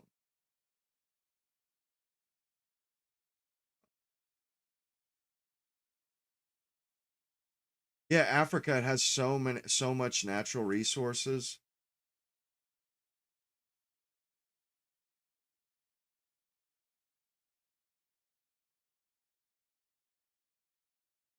And I'm sure somebody's done a video about all the different circumstances of Europeans being cheated out of something they built. Like I said, they did it in Indochina with the rubber plantations. That's what Apocalypse Now was kind of about, that how the French people didn't want to leave because they had built it, and they was like, no, this is our fucking land, like we've been here for generations. And what's crazy is then you have places like New Zealand where the Maori, there aren't enough Maori in New Zealand to take it. They're only like a small percentage.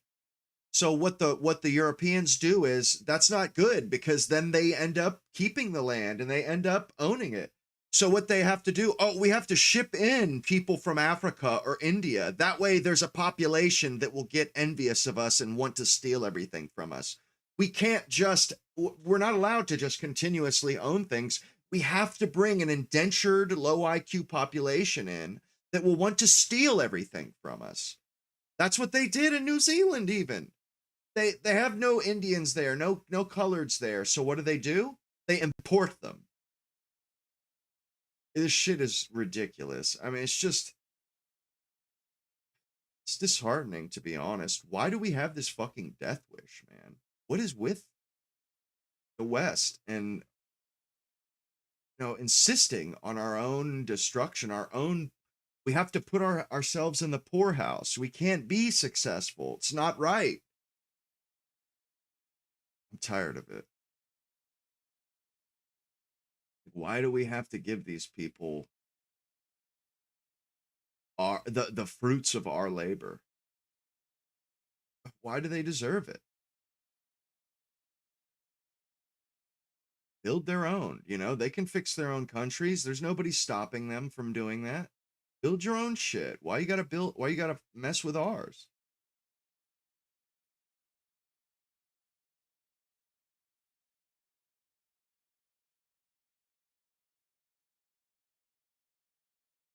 So they finally did it. They finally stole InfoWars from Alex Jones. I think this is terrible, to be honest, and I hate to see it. But on the plus side, I think he's going to be fine. Now, I personally quite like Alex Jones, to be honest. And I've always quite liked Alex Jones because InfoWars and Alex Jones and his team have always had a sense of humor about themselves. And Alex Jones has always had a sense of humor about himself. And of course, he said things that I don't necessarily agree with. But ideologically, he's always been a really just straight down the line American patriot.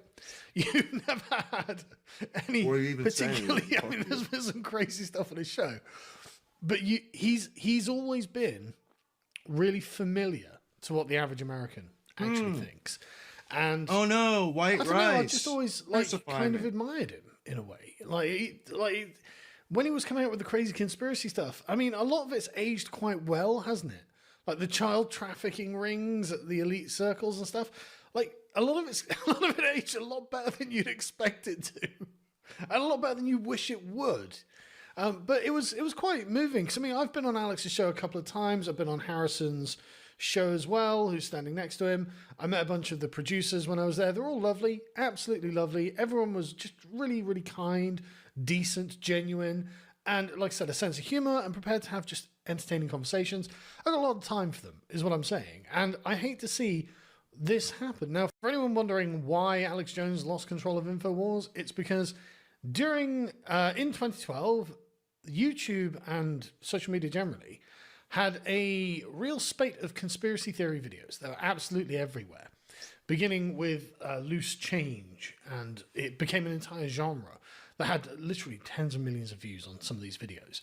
And this should be on any minute. Was something that I guess Alex Jones had also watched, and he became convinced that it was a hoax. Now, I personally don't believe it was a hoax, but I don't think someone should be sued to the tune of $1.4 billion for damages for saying so. Now, like I said, I don't agree with him on this. I don't think he's correct, and I think it was definitely wrong for him to go after them. And suing him is actually fair enough, you know, if you can prove whatnot, which I'm sure they can. This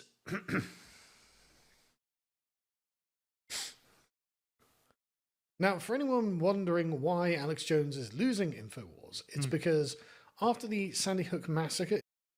You know, it's funny that I know I've said this with a bunch of you guys in here before. This Asian chick that I used to see. In a while, she called me out of the blue, I think on Friday night, like just, you know, trying to reconnect. I guess she bought a house like an hour away from me. She told me she was going to last time I saw her, but she's like, you should come stay with me, like come live with me. I'm like, not at the moment, maybe. Yeah, I agree with you there, Campbell. 2012, Alex Jones, for some reason, because he was quite the conspiracy theorist back then, as we've said, decided that he was going to take the tack that the Sandy Hook. You ever have sardines and olive oil? That shit is fire. Love them. Sandy Hook massacre was a hoax. Now, at the time, there were loads and loads of YouTube videos saying the same thing. I remember watching a bunch of them. I personally never thought it was a hoax, by the way. And oh man, I seen this shit the other day. It was the Vietnamese cooking a fucking crab-like thing. Oh my god, man. Let me show you all this shit.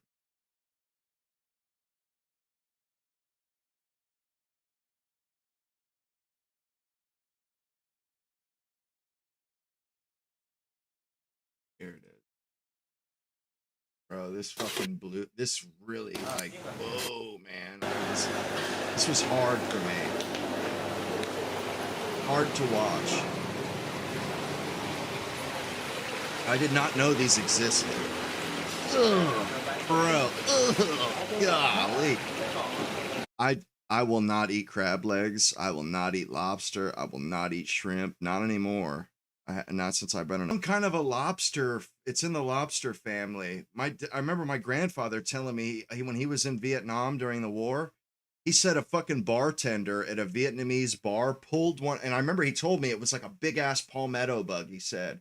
And the dude pulled it from behind the counter and said, I'm going to fucking eat this thing tonight. That's exactly what it was. That's exactly how my grandfather described it, as a big ass palmetto bug, you know, with the different, like, you know, how this one has the different plates, different layers of armor. That's exactly how he put it. Not the ones with the wings, the big. I used to eat crab legs as a kid. I'd fuck up like 3 pounds at once, one sitting.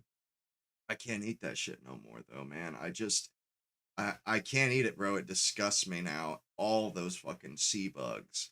Anything used as bait, anything with fucking that are just basically bugs in the water, man. The motherfuckers are bugs, bro. All I can think of is somebody steaming or boiling cockroaches and fucking eating. Ugh. Their meat, it's almost like eggs. You know how eggs, it's like liquid until you cook it and then it goes white. I think their muscle is clear almost until you cook it, and then it becomes that's how it seemed to me anyway. Like their muscle is almost like liquid or like a clear meat, and then they have to cook it before it. Same here, or hoax. I won't eat catfish.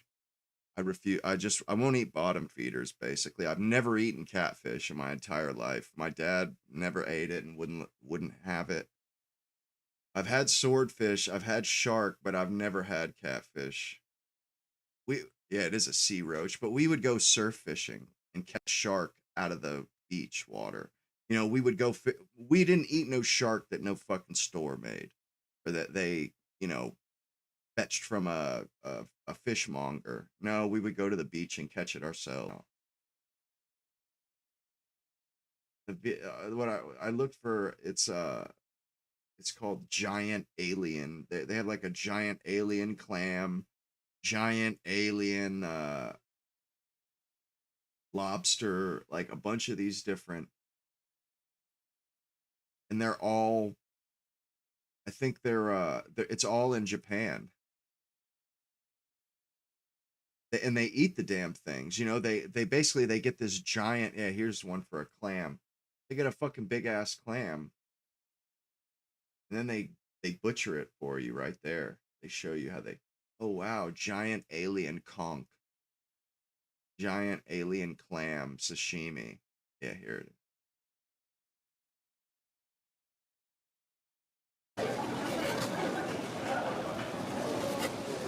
Look, it's like a piece of damn coral. It's like a whole habitat on the shell.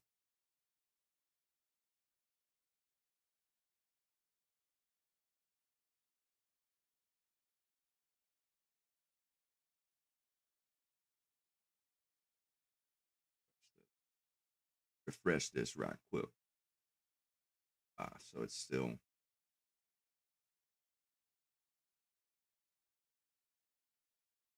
I live in Florida, you know. I've always had fresh seafood, always. Oh hell yeah. Yeah, I've always had it fresh, and I've had seafood like snapper, mahi, wahoo, swordfish. I've had all that stuff, and tuna, yellowfin, bluefin. I've had that stuff 6 hours off the boat. You know, my dad used to go deep sea fishing with his friends. I've been deep sea fishing, and there is nothing like game fish or deep sea fish, blue water fish, fresh cooked that day. I've had it like sashimi, where the guy cuts it up on the boat. You can eat it raw. It's like saltwater brine. It's so good. And then if you throw it on the grill when you get home, I mean, it's one of the best proteins you can possibly eat. It's so good. Tuna especially. Wahoo, so fire. And I mean, I'm not big on restaurant seafood. Certain ones, like there's one down here in Titusville, like 100 miles south of Daytona, called Dixie Crossroads. They have some great stuff. Like they sell shrimp that you can't get anywhere else, like rock shrimp. Takes a special machine to open them. You can get those there, although I don't eat them. But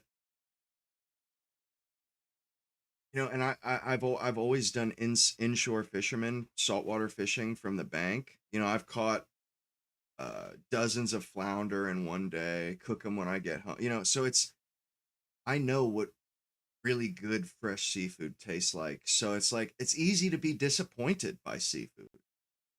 So I'm a little bit more discerning about what places I'll eat seafood at. I don't trust every place. Like I'm not going to eat at a seafood place unless it's on the coast, first of all. Usually I only eat the ones that are on the water.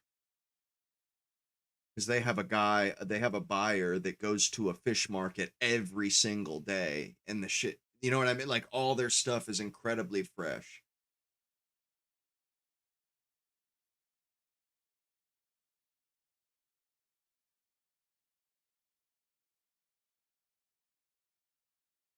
And I only eat the fish nowadays. It's funny where when I go fishing, there's always some colored fella fishing near you that will keep all the catfish you catch. Because I don't eat them, I don't take them home. There's always somebody within shouting distance that's willing to take all your catfish, all of your trash fish, like Jack Corvell's and bluefish, super bloody fish. They're willing to take them. Nick just put out the message that he's coming on.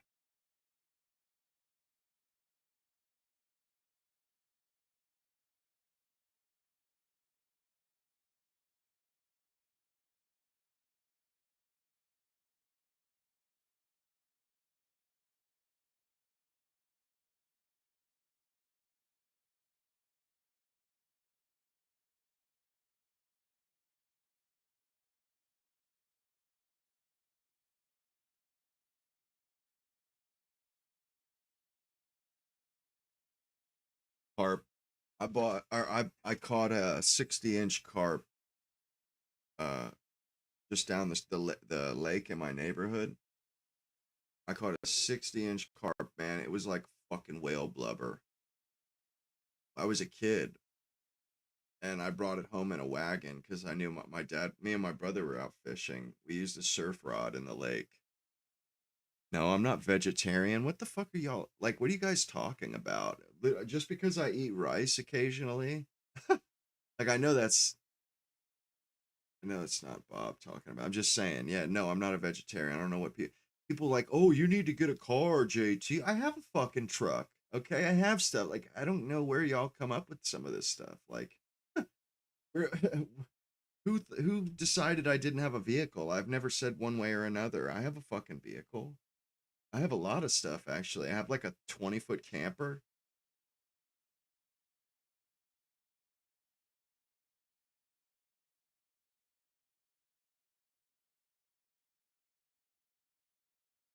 I have a lot of stuff. Just because I don't talk about stuff doesn't mean I don't have it. Or I see sometimes people in here like as if they heard me say something like, yeah, I wonder why he didn't get a car or get a truck. What? Nina, busting my chops over it because I eat rice on occasion. Okay. Say so. Sea snails.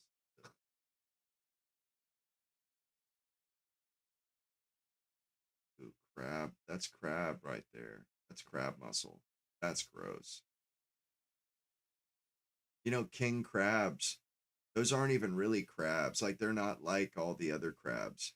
King crabs are they come from another species because the crab shape and the crab design is such a tried and true design that a lot of animals that look totally different 100,000 years ago that all converge to take the same shape, basically. And king crabs, they're not even really related to like blue crabs. They're not related. That's why they look so fucking different. Yeah, I can't believe my grandpa told me about these things when I was a kid. I never did see one till a week ago, and I said, holy fuck, that's exactly how he described it. He said the guy pulled it from behind the bar and was like, you see this fucker here? I'm going to eat this bastard tonight. My grandfather, he's like, oh, what the shit? He was drinking a beer. And the dude pulls the fucking cockroach out from behind the bar. Ugh.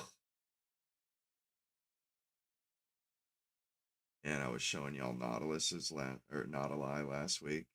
These things are so cool, man.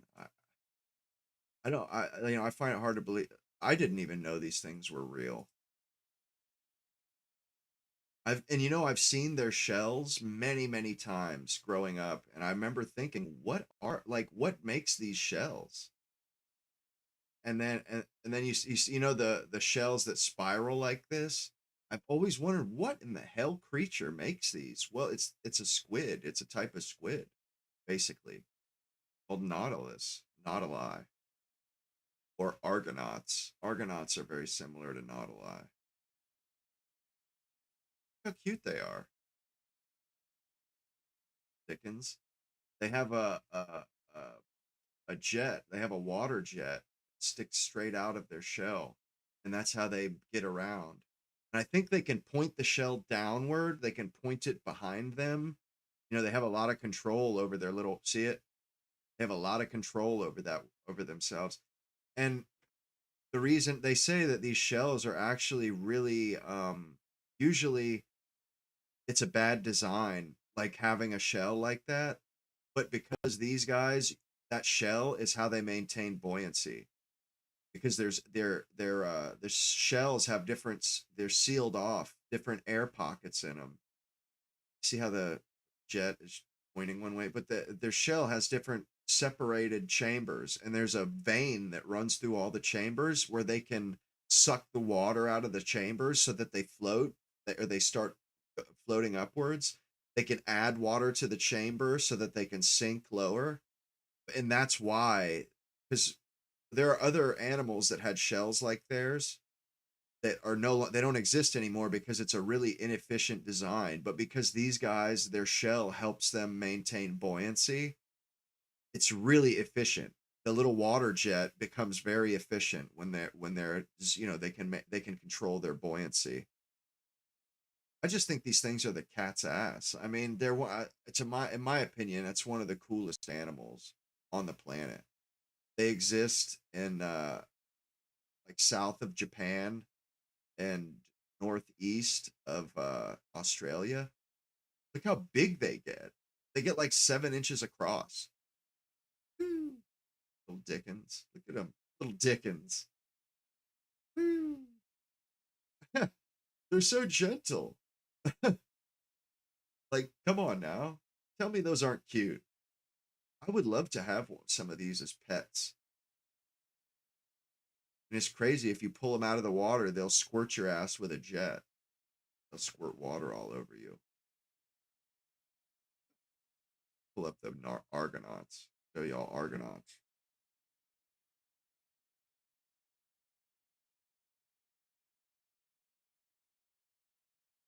They're literally, these are octopus. These aren't fucking is those nautili? They're not octopuses. They're cephalopods. They're in the same family, and they're part of the same evolution chain. Well, these ones are straight up real octopus, but they carry their shell. Their body creates a shell. They grow a shell. They secrete some kind of a liquid that turns into a shell, and then they hold on to their shell. They can be detached from it, but they carry it around. They don't use, it doesn't help them with buoyancy. It just helps them, look at it. Little bugger. Calling out one type of foot standards at least. They're squishy.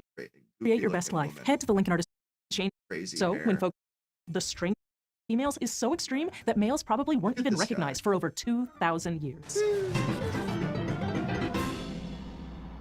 Argonauts, and it's such a cool name. Like, that shit is so cool.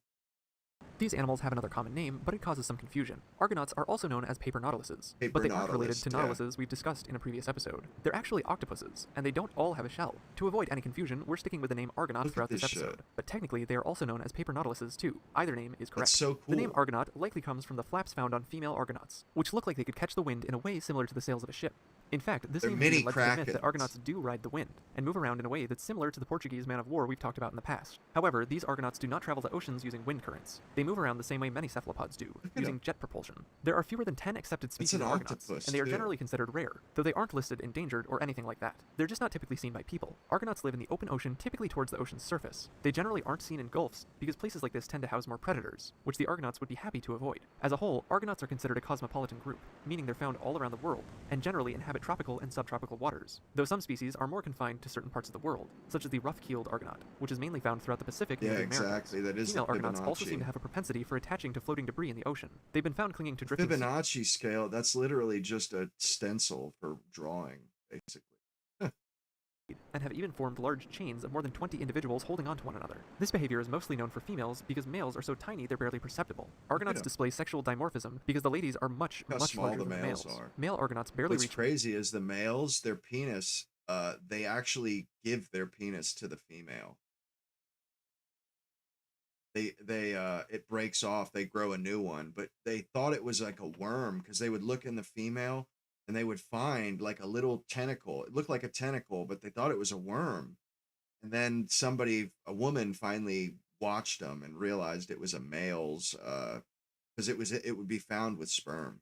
Centimeter in length, while female Argonauts may be more than 5 times longer. They have Plus, a males water don't grow jet, shells. too. Cute. Only female Argonauts form shells. And really, they aren't exactly shells. They're actually egg chambers. Argonauts breed via a male detaching his reproductive arm, which carries his sperm, in the female's body. Using her 2 flappy-looking arms, which are called dorsal arms, the female Argonaut will develop the shell in which her eggs will be encapsulated. She will hold herself in the shell with these same arms, and the shell may be flexible. She can also repair the shell if it breaks, or completely rebuild it if needed. Yeah, Eventually, that woman that observed them, they didn't know if they found the shell. She studied them, in a tide pool and poked holes in the shell, and then witnessed it repairing its own shell. It secretes that liquid, and it will patch its own shell. If it gets a hole in its shell, it will patch the motherfucker. That's so cool.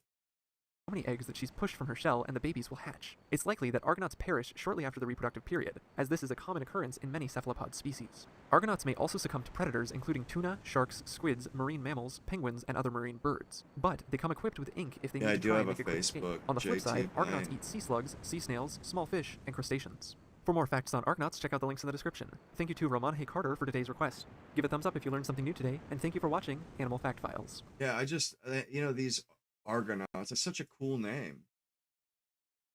You know this creature builds its own home out of paper? The greater Argonaut does exactly that. Whoa! This fascinating creature That thing shot ink out of it. I'm pretty sure ink is just waste fluid. It's just its poop.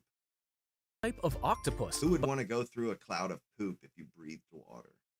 Unlike others, female Argonauts possess something truly extraordinary. A fragile, paper-thin shell. But here's the twist. It's not something they're born with. They build it themselves. Using a specialized secretion, they craft a delicate yet sturdy casing that serves multiple purposes. This shell is more than just a home. It's a floating nursery, carefully designed to cradle and protect their precious eggs, where the female carries them until they hatch. But don't be fooled by their delicate appearance. Argonauts are skilled hunters, using their tentacles to capture small crustaceans and other prey. When danger strikes, they can even change color to blend into their surroundings. Even the way Argonauts travel is remarkable. By trapping air in their shells, they can control their What they do is they go up to the top of the where the surface is, and they flip their shell over above the surface so it grabs an air bubble, and then they bring it down, and that's how they maintain their buoyancy. There's an air bubble trapped in their fucking shell so that they don't sink to the bottom and they don't float to the top. That's so cool. Rising and sinking with ease. Did you know this creature builds its own home out of paper?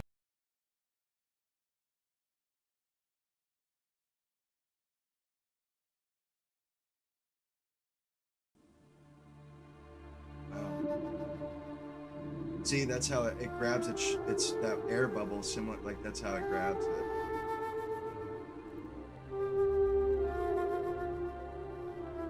And staring back at you. Little buggers. Woo! Has flat tentacles. Couple.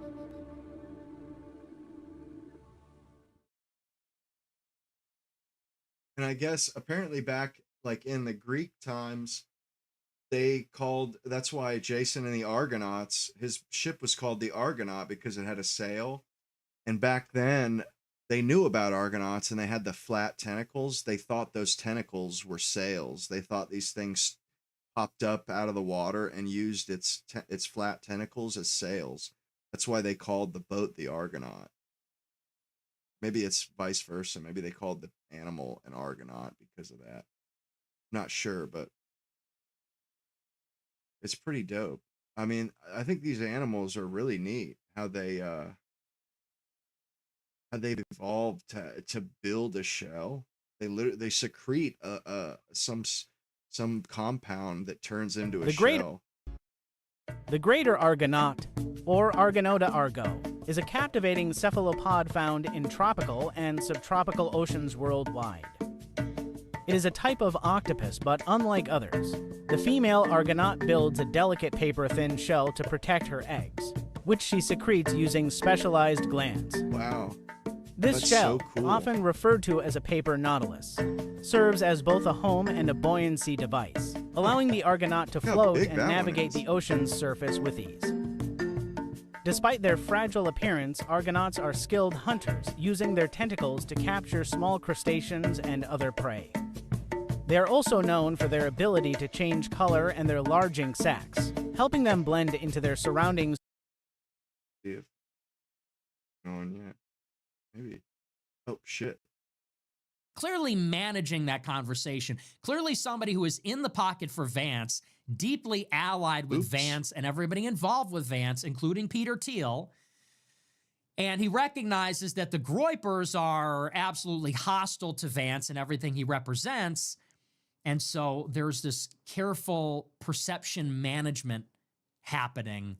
How do we salvage Vance's reputation as an America First foreign policy guy who's going to run and win in 28? How do we do damage control against the Groypers led by this guy who recognize what it really is? That seems to be the crisis here. And you could tell that Tucker didn't really prepare for the interview because he didn't have a lot of straight answers.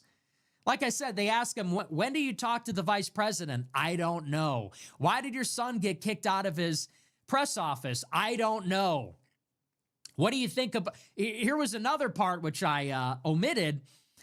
Tucker says, well, it's knives out in the White House. Everybody wants J.D. Vance to fail. It's the neocons and the donors. And the interviewer says, really? Who? Who? Like who? Who wants J.D. Vance out of the White House? Tucker says, I don't know. I don't know. I don't know. I don't know what I said. I don't know when I talked to him. I don't know who's trying to get him fired. I don't know why my son got kicked out of his office. I don't know if he's politically toxic because of the war. I just don't know. Sorry about that, fellas. The one thing Tucker knows is that J.D. Vance is a good man who's going to fix all the problems and should be the president. So anyway, we're going to talk all about that. We'll work through the interview, some very, very important stuff. Like, this is it. This is like the series finale type level stuff of America First. This is like when all the storylines come together in the end. I'm not exaggerating. And if you've been watching the show for a long time, you know this is true. These have always been the issues. The succession of Trump, the personnel in Mar-a-Lago and the White House, these have always been the central issues. And it's been a battle. For a long time, I used to call it Populist Inc. Now we recognize it as the Tealverse, Little Tech, Populist Nationalist, NatCon, whatever you want to call it. But it's them trying to skin suit the Trump movement, skin suit America First, steal and siphon and leech that energy. And like I said, use it to propel them into the seat of power versus us, versus the real people that the Trump movement actually spoke to. So we'll talk about all that. We're also going to get into the war in Iran if we have time. It looks like the war in Iran is about to start again. I told you it would. And who even really knows? I mean, it's such a load of crap.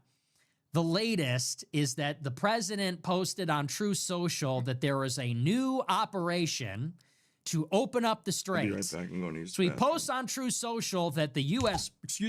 military is going into the Strait of Hormuz, and we are going to use military ships to escort all the commercial ships out of the strait. There's 2,000 ships stuck inside the Persian Gulf, and Trump says the Navy is going to help them get out. Now, what do you think that looks like? If I told you that's the plan, what do you envision? Because everybody thought that what that meant is that the Navy is going to go into the Persian Gulf. They're going to cross the Strait of Hormuz into the Persian Gulf and escort the ships out. Well, if we could have done that, why didn't we do that? The reason we have not done that is because if a U.S. Navy destroyer goes into the strait, it will get bombed and destroyed because they're too slow. So those big Navy destroyers, they don't go through the strait. They can't, because if they do, they will get hit with drones. And that's why there's been no operation like this. So people start to say, is that what we're seriously going to do? We're just going to walk right into the trap, dare Iran to hit us? And sure enough, Iran said if there is any interference from a foreign navy, we will bomb them. Trump corrects the record later in the day and says, actually, no, we're not escorting the ships. We're working with insurance companies and the companies that are backing these commercial routes, and we're going to effectively encourage them to leave the strait without an escort. And if Iran attacks them, we're going to do something. Then what? That's the plan right now. We're encouraging the commercial ships to just take a chance and go, and we're daring Iran to hit the commercial ships without a Navy escort to protect them. And I guess if Iran does that, then we're going to retaliate, although how is unclear. So that's the plan right now. Now, in the middle of this, today, some of these ships tried to make it across the strait. Iran attacked them. The U.S. Navy attacked 6 speedboats that Iran deployed. And then, allegedly, Iran launched an attack on the UAE oil fields, on their storage facilities.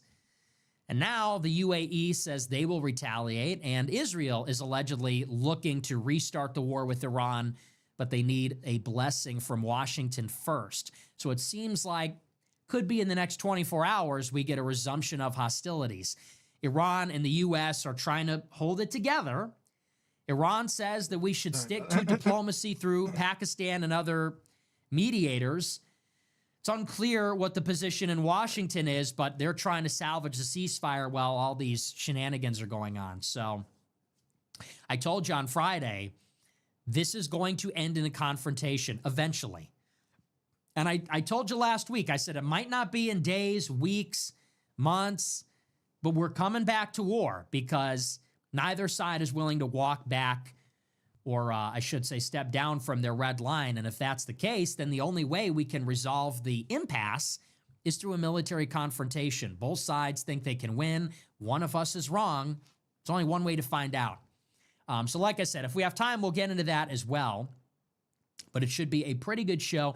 Before we get into it, I want to remind you to smash the follow button on Rumble, smash the like button, leave a comment, let me know what you think about the show. Check out our spring and summer collection at Fuentes.store. I'm not going to show you all the products. I don't even have all of them because I was wearing them all weekend, so I don't even have a lot of it here still. But you could check it out. Fuentes.store, we have all our brand new stuff, very high quality, screen printed, and it's pretty good stuff. People are loving it. If you want to support the show, subscribe at AmericaFirst.plus, $15 a month to get access to the entire archive, every episode of the show, Every debate, collaboration, commentary stream, gaming stream, it's all there. MP3 format as well, MP3 downloads. Check it out. $100 a month club, you get to be in a group chat with me. For just $100 a month, you get to join a group chat with the GOAT, and I do bonus content in there every other day. I did a huge voice message this weekend when the Tucker article dropped. I talked all about Casey Push in Ohio. I talked about Tucker's interview. I talked about the event that was held this weekend. I talked, what is it even called? America First United? Like, guys, the ride never ends. Like, I don't even know what to do anymore. Honestly, I don't even know where to go. Like, there's not even anywhere to go. There's nothing to do. There's no one out there. So I talked about all of it. All the things that I don't have time to get to on the show, I do cover in the group chat. And so those were a few of the topics. We went into my beef with Casey Push.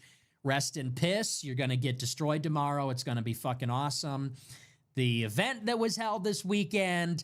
The backlash over my comments on Friday. I said immigration doesn't matter anymore. People lost their minds over that.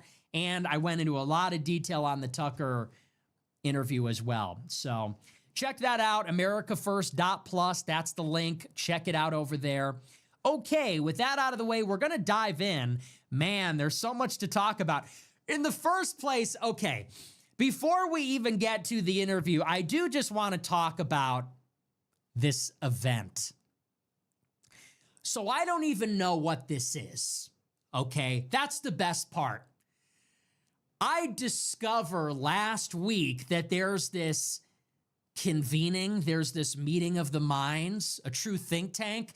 There's this conference being held in Ohio this weekend. I only find out about it last week. It's called America First United, I think.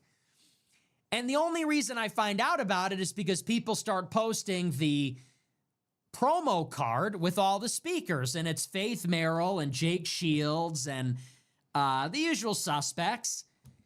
And I saw that, and then there's all this fighting about it on Twitter, and so-and-so got invited, and this one didn't get invited. And so people asked me about it on Friday, and I said, I don't even know what this is, okay? I don't know who's behind it. I don't know who's running it. I have nothing to do with that, and I'm just not going to weigh in, okay? I wish them the best. Well, they hold this event, and it's like a complete optical disaster. I'm not trying to be mean-spirited. I know it's difficult to do an event. I've done many events in my life. I know they're extraordinarily difficult to pull off and to do right. It's a million things that go into it, so I'm not trying to be negative. I'm not trying to be overly critical, but it didn't go very well. And there were a lot of things about it that were ill-conceived. The speakers they invited, they're trying to do this thing where they bring together the right and the left and Muslims and Christians. And I understand this impulse for an ecumenical movement like that, where we're all united in our antipathy towards Israel. It just never works in practice, because people have real beliefs and ideologies, and these things clash on a deep level. And so in some ways, that's just not going to work. And anyway, so they do this event. Everybody's clowning on it. Everybody's laughing at these people. And it just doesn't look good, okay? It's not a good look. And sure enough, I get blamed for it. Sure enough, everybody is saying, oh, look, the Groypers held a conference this weekend. The Groypers... What part of, how can you call it a movement? Do we have to do I'm the movement? Hello? It should have always just been about Nick Fuentes. I am the movement. What do you mean the Groypers did an event? There is no Groyper event without me. I wasn't even there. I wasn't there. I had nothing to do with it. I didn't speak there. I wasn't even in the state. Think about this. That's how and everybody goes, the Groypers held a convention. The National Socialist movement, it was about one man. From top to bottom, back and forth, from the beginning to the end, it was about one man. When they instead of shaking hands, they said his name. That's Nick. Nick wants like that. And it sucked. It's like you just can't win. The CNN Groypers, these numbnuts. and the other guy are on CNN in the shirt and the hat being fat slobs. Then, what was the other optical disaster in the past week? Oh, then it was the SPLC thing. You know, I'm not even doing the show. Then I'm in Rome getting my paycheck from David Axelrod in the Vatican. Now this. I don't do the show for the weekend, and they do an event, and I get blamed for it. Damned if you do, damned if you don't. Yep.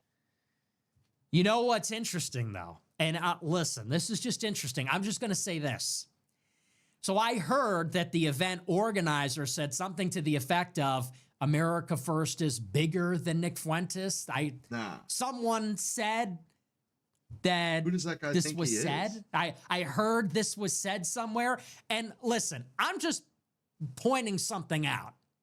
And I'm not trying to be shitty when I say this, although it's going to come across that way. Of course.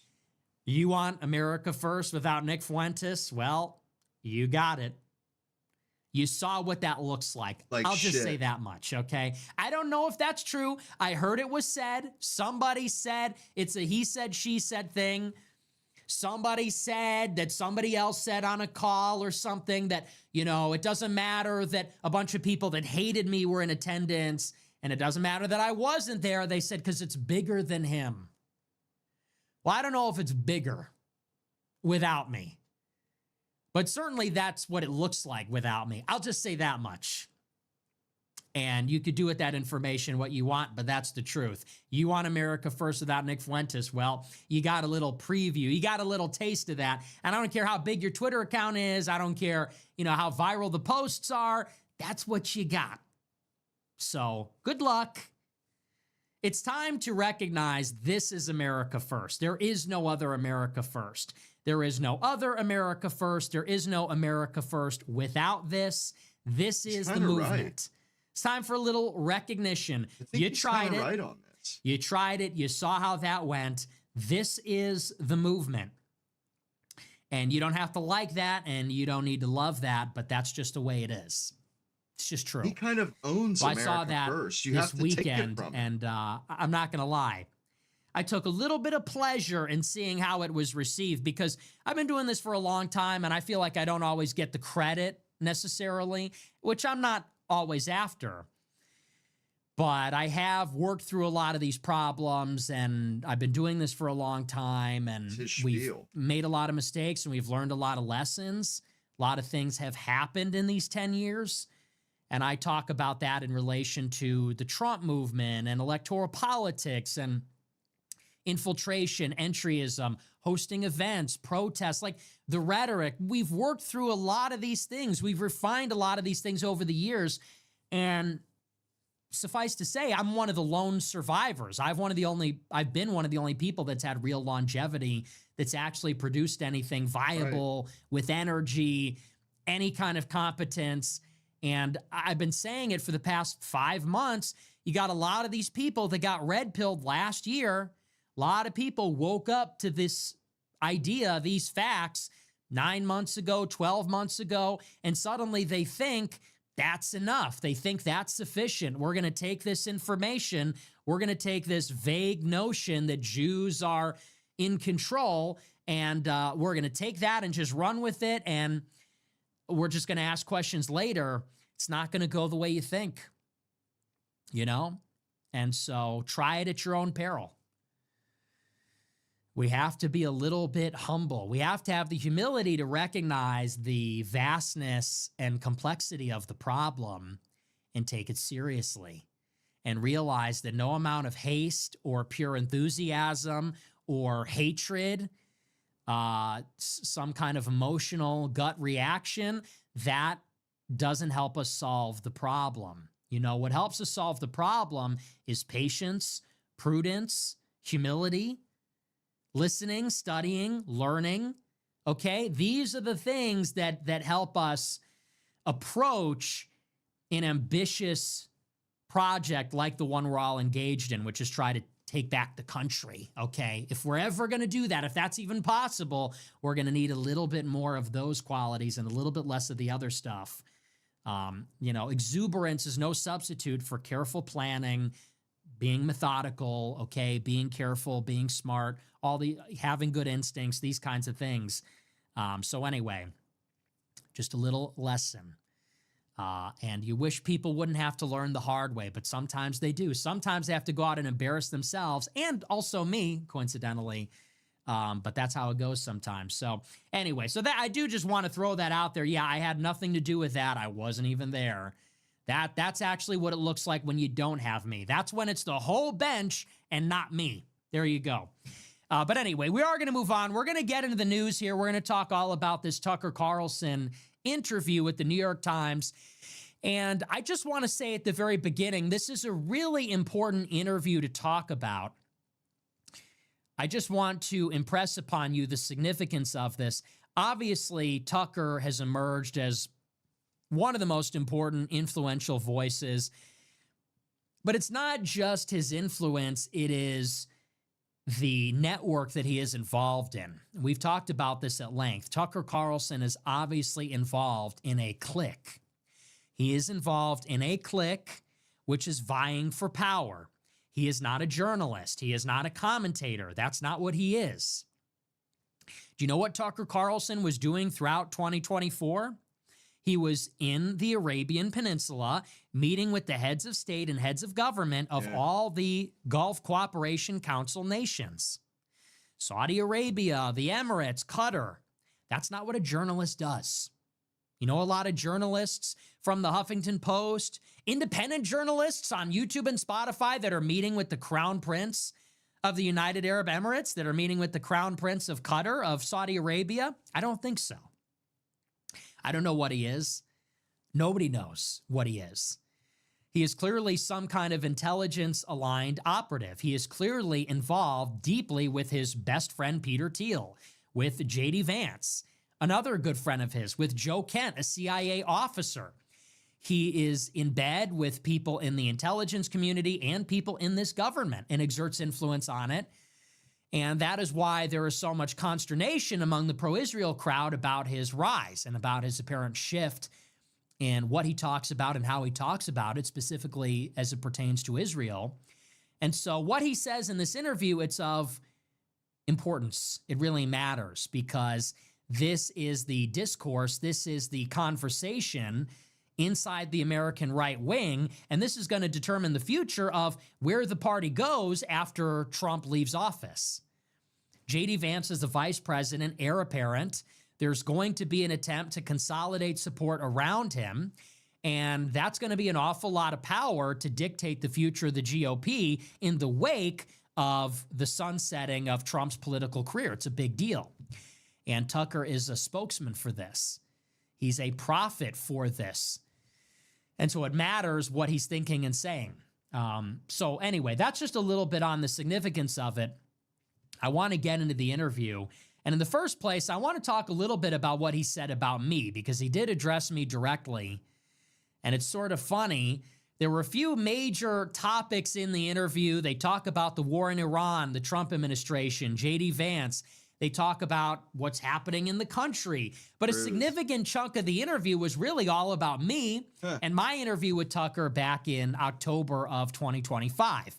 What's interesting is that Tucker did not want to talk about that at all. Didn't want to talk about me. He almost seemed insulted that he had to. Interviewer kept bringing me up, asking him about me, and he seemed not happy about that. So we're going to work through this. We'll start with... Why would he be happy about that? They're trying to hang Nick over around Tucker's neck. Like, why should Tucker have to answer for Nick's opinions? He interviewed the guy. That's not having sex with him or something. Was said about me in my interview. And like I said, this is not completely self-indulgent. We're going to tie it all together at the end. This is very significant. This is a dialectical situation. Okay, this is the dialectic in the populist, nationalist, post-Trump GOP. It really matters a lot. So we'll start with some of his comments about me. I did clip them, so they're just a little bit shorter here. And we're just going to read through it, and then I'll discuss it. So the interviewer says, how do you see Fuentes in terms of the future of the right? Now, pay close attention. This is Tucker's answer. What does he think about The Groyper movement, me, the future of the right wing. This is a quote. He says, most of the debate about race, ethnicity, religion, and to some extent immigration are less resonant long-term than debates about economics. I think the main frustration among young people is not just that the composition of the country is changing too fast, but the main concerns are about the lack of economic opportunity for young people. Older people do not acknowledge that. And so I think most future conversations politically will be about economics. It's a really interesting statement, isn't it? Because obviously my show, if I were to say what the big issues of my show are, I would lay them out very clearly. I would say, one, it is the transition of America from a white nation to a non-white nation. This is called the fourth demographic transition, fourth or fifth demographic transition. It's global. And that is that because of communication, transportation technology, because of collapse of birth rates in the first world, rise of birth rates in the third world, you have a massive migration of non-white people, poor, peasant, illiterate, non-white people from the global south to the global north. And we're talking... There's only one place on the planet where their birth rate is still above replacement. It's in Africa. Mexico is below replacement right now. It's like 1.9. About Hispanics and Asians moving north into the United States. We're talking about Africans and Middle Easterners moving north across the Mediterranean into Europe. So I would say that's one of my big issues. And it is an issue of race, ethnicity, and religion. It's changing, like he said, using his terminology, it is the composition of the country that is changing and changing too quickly. It is the absolute total change, but it's also the rate of change. This is the central issue of our time, that America and Europe was for thousands of years European, white. Whether it's the Germanic tribes, whether it's the Romans, the Greeks, this is a distinct civilization with a distinct race, a distinct culture, religion, all those things. And now it's going to be something else. It's a lot of Africans. It's a lot of Muslims. It's a lot of Arabs, Indians, Pakistanis. It will be something else. Something is lost. The civilization, the lineage, the race, which produced Homer and Cervantes and Shakespeare and Dante, is dying. It's being killed and replaced with the Igbo, with the Pashtun, with Bengalis. It's different. And the same is happening in America. If America is a satellite or an offshoot of Europe, the same thing is happening here. The continuity is being broken. Okay, that's number one. Number two, and this is related, is that sort of around the same time that America and Europe have been invaded by non-white people, there has also been another replacement, which is that our old elites, our old power structure, which was once a Catholic monarchy, and then became Protestant monarchies, and then became republics led by white people, now are being run by Jewish moneyed interests. And so at the time of the French Revolution, you had two democracies in the whole world, and the rest of Europe and the other white societies, it was kings and queens, all Christian. Well, then after World War I, you had all these republics, and it was all white people voting and having a citizenry and a parliament and a legislature and all these things. But after World War II, now it's all a Jewish moneyed system. It's all incomprehensibly complex. There's this syncretism. There's this syncing up of the productive capabilities, productive powers, money powers, military powers, and bureaucracy. It's now something else. And now we have a Jewish leadership, which is clearly accelerating a lot of these other changes. Social, cultural, political, demographic changes. We have a Jewish elite.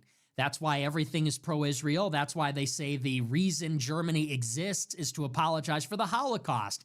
It's why in America you can't have a visa if you criticize Israel. It goes on and on like this.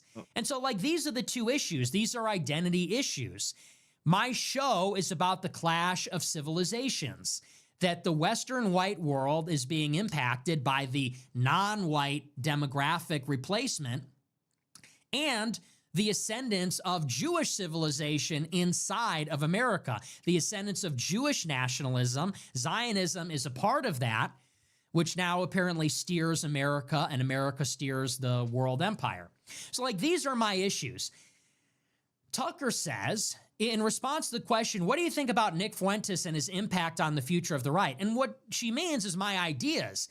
When she says white supremacy, racism, sexism, Christian nationalism, anti-Semitism, it's these issues. It's that whites are going to think of themselves as whites, Christians thinking of themselves as Christians, taking their own side, fighting for a future that resembles the past, fighting for our progeny so they resemble our ancestors, okay? Fighting for our sacred traditions, our holidays, fighting for a place where we feel like we belong, fighting for our home. And Tucker says, well, in response to your question about Nick Fuentes and how he's going to impact the right wing, he says, well, I think all those issues are not resonant, not salient. They don't matter. Race, ethnicity, religion, he says, even to an extent, immigration doesn't matter as much as economics. He says the main frustration among young people is not that the composition of the country, the demographics are changing, but the main concern is the lack of economic opportunity for young people. Older people don't acknowledge that. I think most future conversations politically are about economics. And he's doing something else here too, because obviously my audience is a young audience. It's a generational phenomenon as well. I don't have much appeal among boomers. It's my fans are all extremely online, very engaged, bright, young people. And so that's the phenomenon. And Tucker says, why does Nick Fuentes and his ideas have cachet among young people? It's because of the lack of economic opportunity for them. And why are we blindsided by Nick Fuentes? Because the older people don't know about the economic problems the young people face. So what's he doing here? Well, he's effectively deflecting and dismissing everything. Here are the groypers and the young people saying, women need to shut the fuck up. Blacks need to be in prison. Jews are running the country. These are the problems. Here I am saying, look, the women don't shut up. Feminism is ruining everything. Immigration is ruining everything. Black people commit all the crime. Jews are running the show, and that's why it is the way it is. And Tucker is saying, oh, that? Oh, well, they're just mad because they don't have jobs. Yeah. And if you're old and you don't understand what they're saying, it's because you don't realize that they don't have jobs. And that's the real reason they're mad. That's the main issue. Yep. All that other stuff is just a way they're expressing it. It's just a phase. Gave our jobs away. They're not really mad that they're becoming a minority. Yeah, we're not really mad about diversity and black crime and the rest of it. No, we're mad because we don't have jobs and we're just going through a phase, says Tucker. She comes back, the interviewer, she says, do you see that as Fuentes' power waning?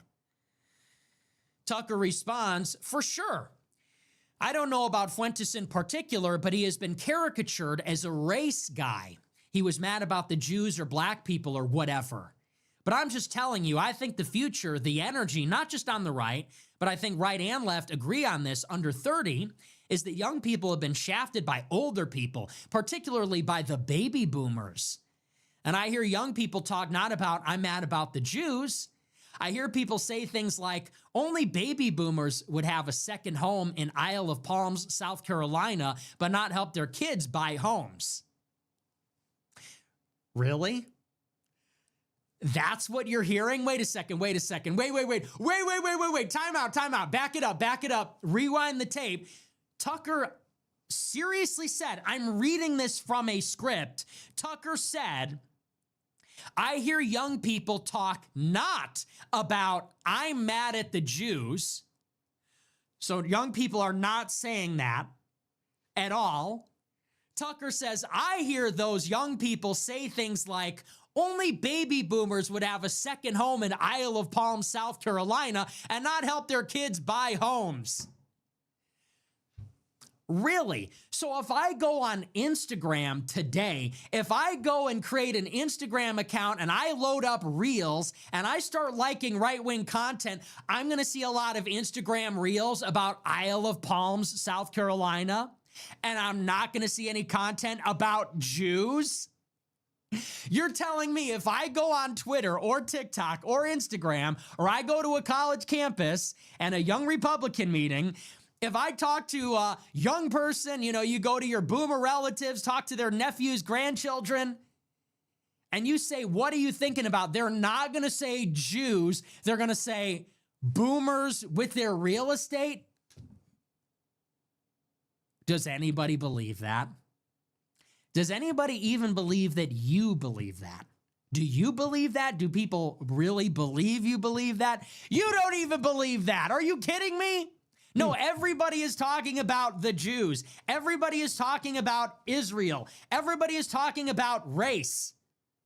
The right and the left, both. He says the right and the left are talking about housing. Yeah, sure. Maybe Ezra Klein is talking about housing. Everybody else is talking about Israel. Everybody else is talking about Gaza, Iran. Everybody else is talking about how odious Mark Levin and Laura Loomer are. They're talking about the ADL. They're talking about AIPAC. No, they're not all talking about baby boomers and Isle of Palms. I don't even know where that is. Okay? He goes on. So that's just insane. That's just totally out of touch. And a lie. That's just a lie. Why are you lying? Why are you gaslighting us? When I hear young people, I don't hear them talk about Jews or Israel at all. Okay, so what, have you been in a coma for the past 3 years? Jeez. Were you and Charlie Kirk in the astral realm? Were you with Clavicular when he got choked out and had a seizure? Were you in another dimension? Where have you been? That's all people have been talking about for the last 3 years. The young people are not talking about we're mad at the Jews. They're talking about baby boomers and real estate. Yeah, okay, maybe at American Moment, bro. Maybe at American Moment. Maybe at America First Policy Institute. Maybe at Bull Moose Club or whatever faggoty thing John Doyle put together this year. Everywhere else, it's the opposite. Anyway, he goes on. He says, the future that I imagine is not a future in which we're yelling at each other about race. It's a future in which people are legitimately revolutionary, maybe even violent on the basis of thwarted economic opportunity. I think the real issues are not about Fuentes or even about race. Immigration has a direct effect on economics. And so the overwhelming majority of newly created jobs in the past 5 years have gone to the foreign-born. That's not an attack on the foreign-born, naturally, to say that's not really the job of the U.S. government to provide economic opportunity to the world. So Tucker is telling us it's not about the Jews, it's not about immigration or race, it's about economics. It's about the lack of jobs. No one's talking about Jews. Everyone's talking about real estate. And in the future, no one's going to talk about race. Everyone's going to be talking about economic opportunity. Really? And you know what this sounds like to me? This sounds like J.D. Vance's mentor, David Frum, who wrote an article in The Atlantic and said that J.D. Vance was being groomed in the early 2010s to steer the GOP away from xenophobia and racism and white identity and into talking about the white working class and how they were screwed over and don't have economic opportunity and they need to stop blaming immigrants and they need to just pull themselves up by their bootstraps. In other words, it sounds like hillbilly elegy. What Tucker just said, don't blame immigrants for the lack of economic opportunity, don't lean into race and identity, don't lean into culture war, that sounds like the thesis of hillbilly elegy, which J.D. Vance was basically given a sinecure at Peter Thiel's venture capital firm so that he could go and promote that to the elites on CNN and at the Aspen Institute and his fellowship at American Enterprise Institute. It sounds like David Frum's idea of J.D. Vance's political trajectory, where Fromm said that Vance would deliver the GOP from the nativist base impulses of the Republican electorate and deliver them towards something more productive, something where we talk about the climate and America has a policeman's role in the world and all these other kinds of things. It sounds exactly like that. It's also just not even true. None of that is true.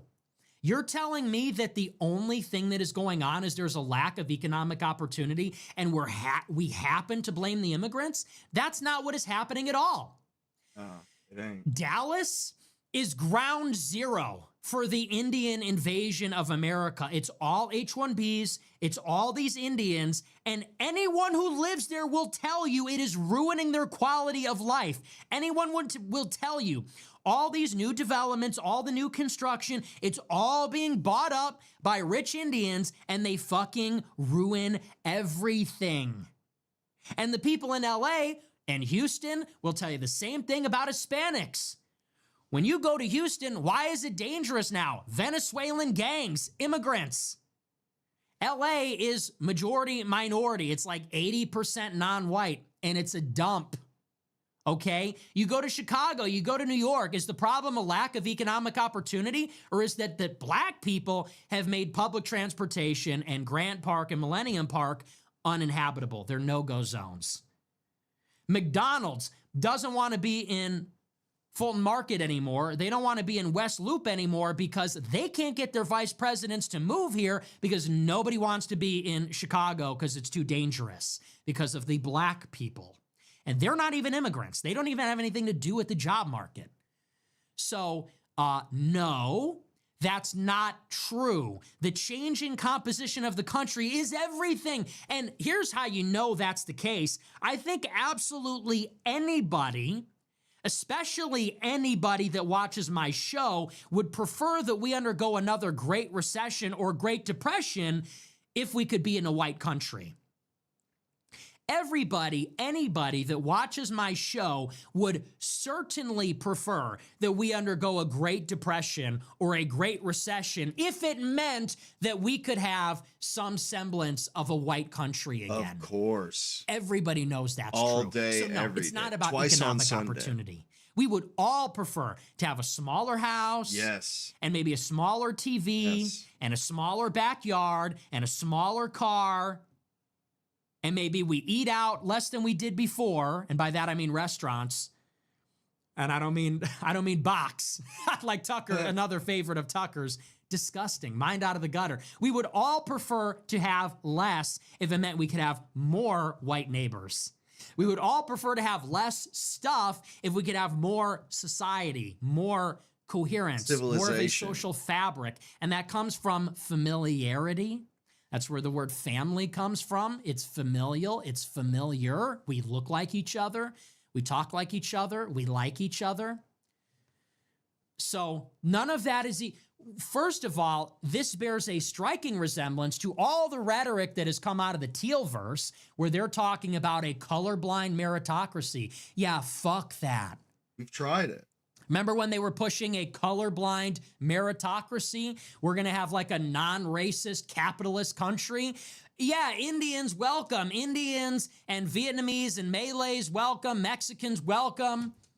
As long as we have a colorblind meritocracy. Remember they called it multiracial working class populism? Yeah, workers of the world unite, black, brown, white. If you're sick of the Democrats' tax and spend agenda, Steve Bannon and us and Trump are gonna cut the capital gains or increase the capital gains tax to pay for more welfare or something like that. It sounds like all this garbage that has come out of Joe Kent, J.D. Vance, the Teal-verse, all these people, Tucker Carlson's show on Fox for years. And this is what they consistently do. They downplay race, they downplay religion, they downplay all of that, and they say it's all just about economics. And then they turn Everything up the else is a immigration. distraction. They downplay shit and then turn the immigration up. It's not real. That's the SPLC. That's the feds. You're a Fed if you talk about race. You're a left-wing plant if you talk about race. No one really wants that. That's not even real. What did he say about replacement migration? He said it's a voting rights issue. Why is it a problem that America will be minority white? Because it's voting. It's all about voting. All these immigrants are going to be able to vote, and like they don't care about America as much as heritage America. You know, they're always trying to like workshop some convoluted way where we're against immigration, but not because it's about race. It's about everything else, economics, voting. Yeah. It's about the legality of it, some other thing. Here's where it gets good, though. So then they talk about J.D. Vance. And why aren't we allowed to be against immigration and race be the reason? Why do we have to be against, like he said, why do we have to be against immigration and pretend it's because of economics? And pretend it's because of school seats in school classrooms? No, it's because they're different and we don't fucking want to live with them. See how these things come together. So then it gets a little bit weird. Interviewer starts asking Tucker about J.D. Vance, and just so you know, Tucker and J.D. Vance are in bed together, okay, and they have been. Yeah. Tucker Carlson has known Peter Thiel for 35 years. Tucker says that he never, this is inside information. Tucker says that he never makes a big life decision without first talking to Peter Thiel. Tucker says, oh, I don't know. But I wouldn't want to add to his problems at all. I would just say what's obvious, which is that I'm hardly an advisor to this administration. Sorry. And I think it's also clear that Donald Trump makes these decisions. Whoops. It's like a weird political answer. When's the last time he talked to Vance? I don't know. I don't want to hurt him. I'm not an advisor at all. Trump is in control. She presses him. You really don't know the last time you spoke to Vice President J.D. Vance? Weeks, months, days? Tucker says, I don't know. I mean, I would never characterize that. Why not? I don't want to cause him more problems. I would just say I'm not advising. No one's seeking my counsel. I'm not trying to influence anything. I gave it my best shot. Didn't work. When's the last time you talked to him? I don't know, but I'm not an advisor. Really? You don't know? Days, weeks, months? I have no idea. I would never count that. I'm just not an advisor. I'm not counsel. I'm not influencing anything. Okay. Interviewer comes back. However, he has felt publicly, Vance has been a loyal soldier, even going so far as to head the recent negotiations with the Iranians. And we've seen, and you've commented how unpopular the war is among the American people. Do you think the role that he is playing now will hurt his political prospects? Tucker, there are people in the White House who want to hurt J.D. Vance and have wanted that since the very first day. They are bitter. They wanted Marco Rubio to be the choice as vice president. And so J.D. has been subject to, this is well known, but I'll confirm it, nonstop treachery from people on the neocon side. Who are these people, says the interviewer. Tucker says, people around Marco Rubio. Certainly he's the choice of the donor class. The donor class is avowedly neoconservative. That's why they give money for outcomes like the ones we're watching, and they have been totally against Vance from the very beginning and have been working to undermine him. Who do you mean specifically? She says, because it was interesting in those conversations with Susie Wiles, for example, where she was very much praising Rubio and had less complimentary things to say about Vance. Is that to whom you're referring? Tucker replies, I don't know is the real answer. I don't know. You're accusing people of treachery, so I'm wondering. Tucker replies, well, I know there's been a lot of treachery for sure, and I know they were mad about JD getting that job. Who is they, she says? Well, Miriam Adelson, for example, Rupert Murdoch. They were very much vested in using Trump for what we're seeing now. But within the White House, she asks. He says, I don't know the answer to that. I've never worked there. So if you don't work there, you can't say what you think you know, but it's really hard to know. Okay. So we don't know when you talked to Vance last. You wouldn't even characterize that. You don't know who's out to get him, but you're sure everybody's out to get him. You're not going to name him. Finally, she asks, it was just published that your son Buckley, who worked for the VP, left his job. Did your rift with Trump have anything to do with that and make it hard for him to stay with the administration? Tucker replies, no, zero. He was not forced out of the role at all. Let me just say, in a normal world, in a decent world, my son or my son's job would have no relevance at all to me. Really? Why wouldn't it? You are an advisor to J.D. Vance. You're an advisor to Trump. Trump is at war with Iran. That's spoiling Vance's prospects. You support Vance's prospects for president. Your son works for Vance. In a decent world, no one would fucking talk about that? Are you insane? If I had a son and my son were working for Trump, no one would talk about that. I mean, it doesn't even make any sense. It doesn't even make any sense. It doesn't even make any sense. Interviewer comes back. Why did your son leave then if he wasn't forced out? Tucker says, I don't know. I don't know. You can ask him. He was there for over a year. The White House is an intense place to work. I don't want to talk about my son. He's got nothing to do with this, but that's kind of the point. We need to defend the core beliefs of our civilization, which, by the way, are attractive to the entire world. People move here not just for our robust economy, but because they want to be judged on the basis of what they did, not what their parents did. That's the whole point. That's collective punishment. It's blood guilt, and we reject it. I gave this lecture to Nick Fuentes. I gave this lecture to Mike Huckabee. The lecture never changes because the idea is the core idea of our civilization. The core idea of our civilization is that we can't ask why your son was fired from J.D. Vance's office. That's the core of our civilization. That's blood guilt. That's the essence of soteriology. That's the essence of our religion. Are you kidding me? Now, that's a little bit too crazy even for me. That's a little bit too insulting. When's the last time you talked to Vance? I don't know. Really? I couldn't even guess. I don't even keep track. Everybody's out to get Vance. Really? Like who? I don't know. I don't work there. Why did your son get fired? I don't know. Ask him. You shouldn't ask me about that. That's the core of our civil. People want to move to America because we're judged on what we did, on our meritocracy, not our parents, not blood guilt. Okay, what? That doesn't make any sense at all. I don't know what that has to do with anything. I thought the blood guilt speech was about Gaza, which is the idea that Israel shouldn't kill children because their parents voted for Hamas or something.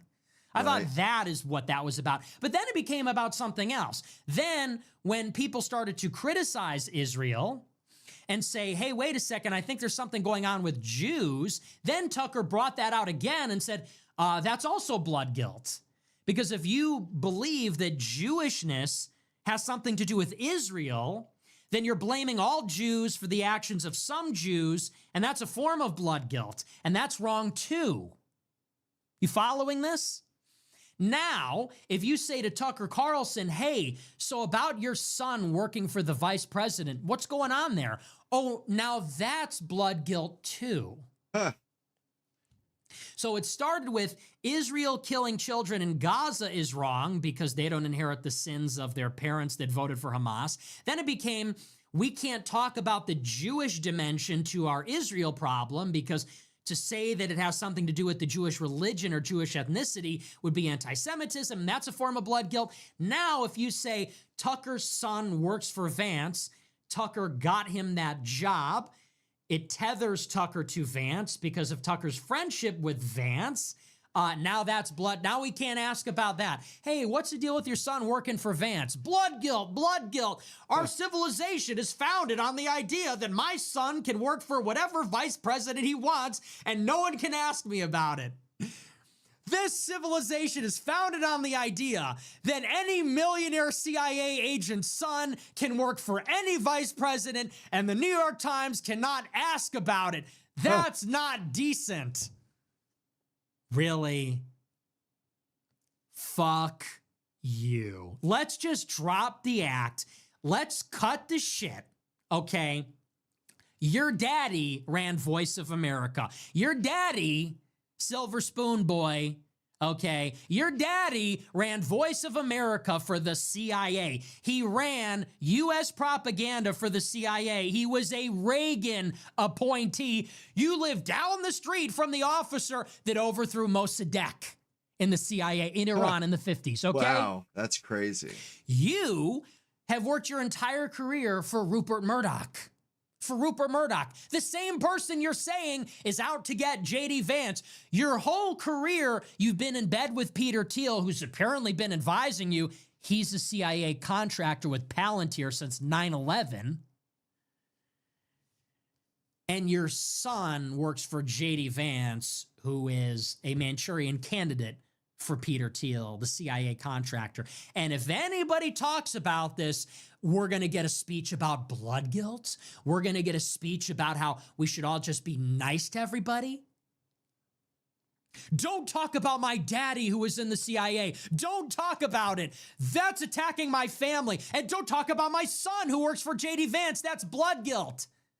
It's getting a little stale. You know, it's getting a little old, and it's pressing, you're pushing the bounds of credulity on that one. I don't believe you. Nobody believes you. None of that makes any sense. You don't know when the last time you talked to the vice president was. You don't know who's out to get him. You don't know why your son was fired from his office. I don't believe you. You're lying. You got him that job. It's a sinecure. You're the most famous influencer conservative in America. Your son worked for Jim Banks, who's a fucking spook, and now he works for J.D. Vance. And you want us to believe that you had nothing to do with it?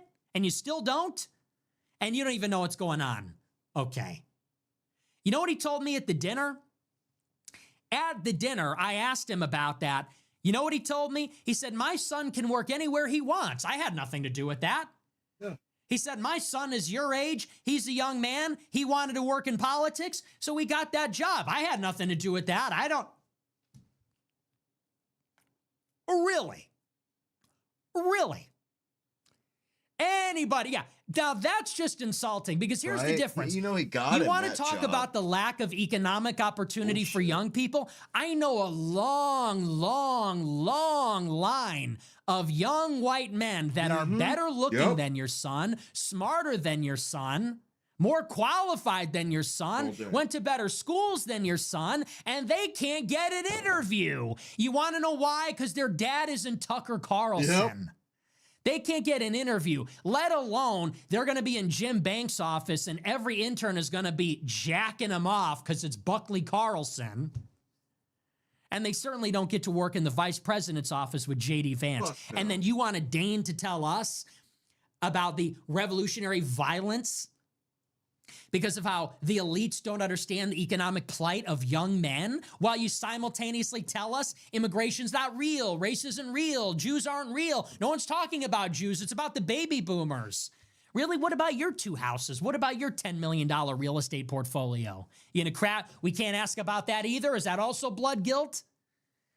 Some student asked him at Turning Point USA last year, they said, I read you have a $50 million net worth. Tucker says, fuck you, don't believe everything you read on the internet. Is that blood guilt? We also can't talk about your net worth either? Mr. Populist, we can't talk about your CIA dad's son. We can't talk about we can't talk about your CIA dad. We can't talk about your Nepo baby son. We can't talk about your $50 million net worth. We can't talk about why you never criticized Israel until 2 years ago. What can we talk about, Tucker? What can and should we talk about? Demon attacks, UFOs, astral projection, time travel? For fuck's sake already. Does nobody see through this? Does nobody else see through the ruse? Are you kidding me? That's just insulting. What happened to your son working for the vice president who is caught in the middle between you and Trump in this war that you obviously hate, and Trump is attacking you? How dare you ask me about my son? In a decent world, if we remembered what our civilization was based on, you wouldn't even think to ask me that. Oh, stop. Just stop with that already, with that routine. I'm sick of it. Do the laugh again. Do the laugh again. Now, here's where it really gets good. So this is the last part. We're going to bring it all together here. So then he talks a little bit more about me, and specifically about me and J.D. Vance. So the interviewer asks him what he thinks about my comments. I, of course, said that J.D. Vance shouldn't be the president because he married an Indian. Now, it's a little more complicated than that, but whatever. Who cares? It's also just true. Yeah, I agree. I don't think we should have an Indian first lady. I think that's insane, to be honest with you. Yeah. I don't want to see that in the White House, and maybe that's good enough. Obviously, there's more to it, but whatever, fine. So she says, what do you think about Fuentes saying that Vance shouldn't be president because he's married to an Indian? This was some of Tucker's response. He says, quote, race is thrown up as a distraction so often, as in this case, to distract from what actually matters. Fuentes himself is a distraction from the conversations that matter because power is displayed through the structure of the economic system globally and per country and in the use of force. And so Washington's response, Wall Street's response, is to be like, let's have a race war. And you guys can argue over blacks and whites, or that JD is married to an Indian woman. So Fuentes is incredibly useful for people with actual power to divert the conversation to something that is irrelevant and divisive because it's a divide and conquer strategy. This economic system is hurting young people. And so Fuentes shows up, and everyone wants to talk about Fuentes because it's really safe. No one wants to talk about why are the capital gains taxes, half those of tax on regular income. You will never have that debate. Have you ever asked a question about that? No, no one ever asked that, and I think nothing's more important domestically than that. That's my opinion. Really? No one ever talked about taxes? Really? No one ever talked about the rich paying their fair share? No one ever talked about a wealth tax? No one ever talked about a VAT tax? No one ever talked about eating the rich? Raising taxes on the rich, Eisenhower's 90% marginal. Really, no one ever talked about that. No one ever talked about wealth inequality. No one ever talked about income inequality. No one ever talked about the carried interest provision. Nobody ever. Are you kidding me? No one ever talked about millionaires and billionaires until Tucker came along. And the real problem is that I'm distracting from that by talking about Jewish oligarchy and white genocide. That's the easy conversation that everybody wants to have. Everybody wants to talk about our Jewish oligarchy. Everybody wants to talk about white genocide. Everybody wants to have this very comfortable conversation about how whites are being outnumbered by non-whites everywhere and all the problems that come from that. Everybody wants to talk about the conspicuously Jewish nature of our entire system and their perverse system that they've created to influence our country. Those are the easy distractions that everyone wants to shine a light on. The stuff that nobody wants to talk about, the hard, difficult conversations, are why the rich will not pay their fair share.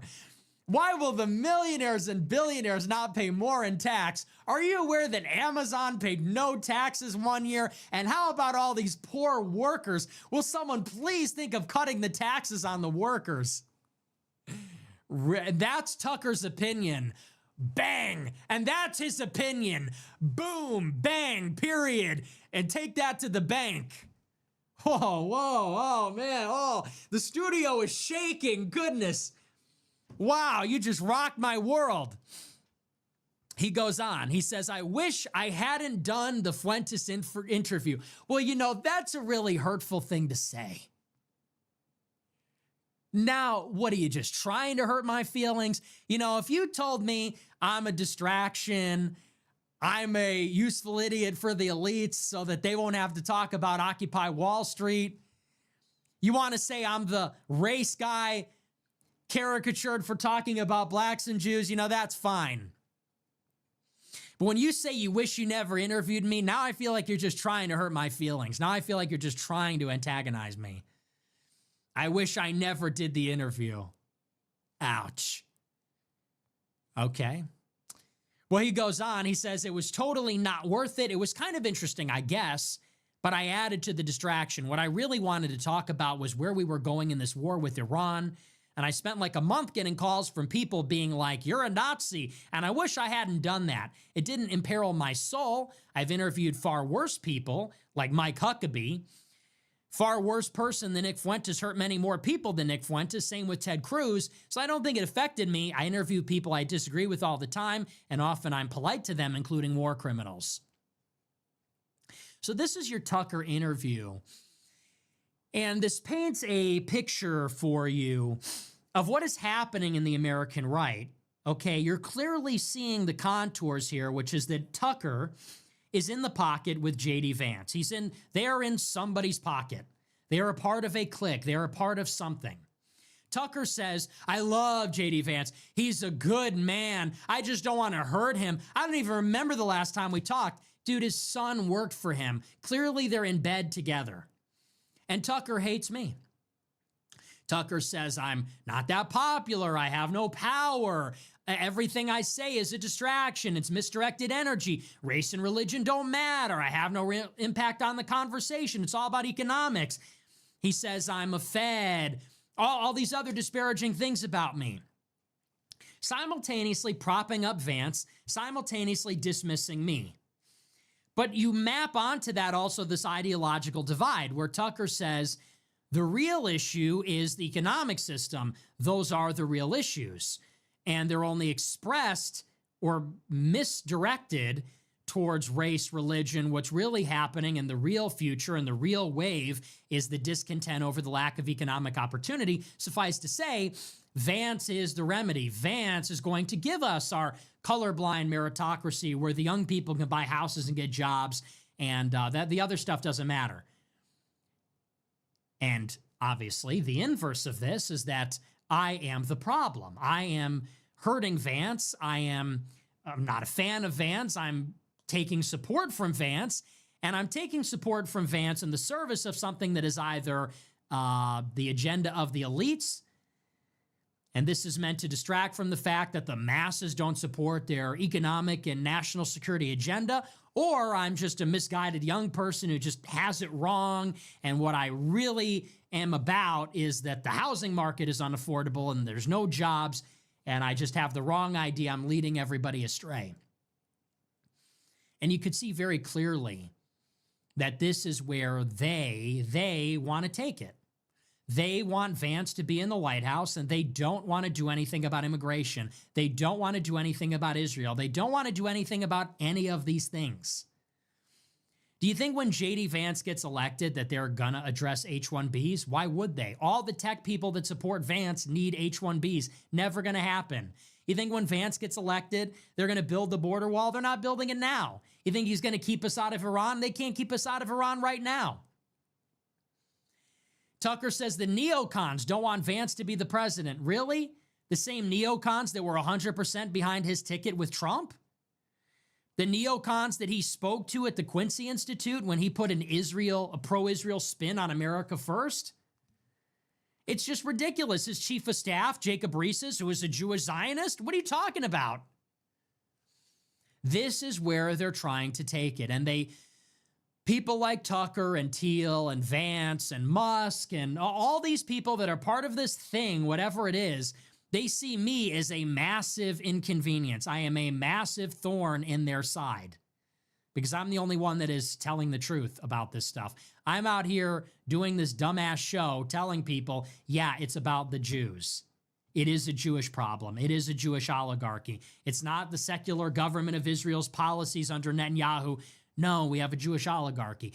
And yes, it is about race. It's not a lack of economic opportunity. We're a minority in our own country, and it's miserable. You understand. If you have kids in a public school, if you live in a working or middle-class neighborhood, if you live in and around a major metro area, if you have a job anywhere, if you ever have to deal with customer service, if you've ever driven on an interstate, on a highway, you know, yes, the problem is an identity problem. It's a demographic problem. No, it's not just the jobs. The job market happens to be bad. But that is not our antipathy towards immigration and demographic change is not a transmutation of that problem. That's a byproduct of it. That's just a negative externality of the real problem, which is the immigration. And so I think that Tucker brought me on. I don't even know why, but it seems like it was to neutralize me. Tucker and Vance are in league. It's very clear last year that I was gathering steam and I was becoming more popular, and I might be a problem for Vance in 28, and I might even be a problem for Tucker. And so I'm sure they brought me in to try to neutralize me so that I would not be an adversary. And when it became clear that I didn't stand down, when it became clear that I stuck to my guns, then they threw me right back under the bus, and it turned into, oh, actually, it was an intervention. It wasn't an interview, it was an intervention.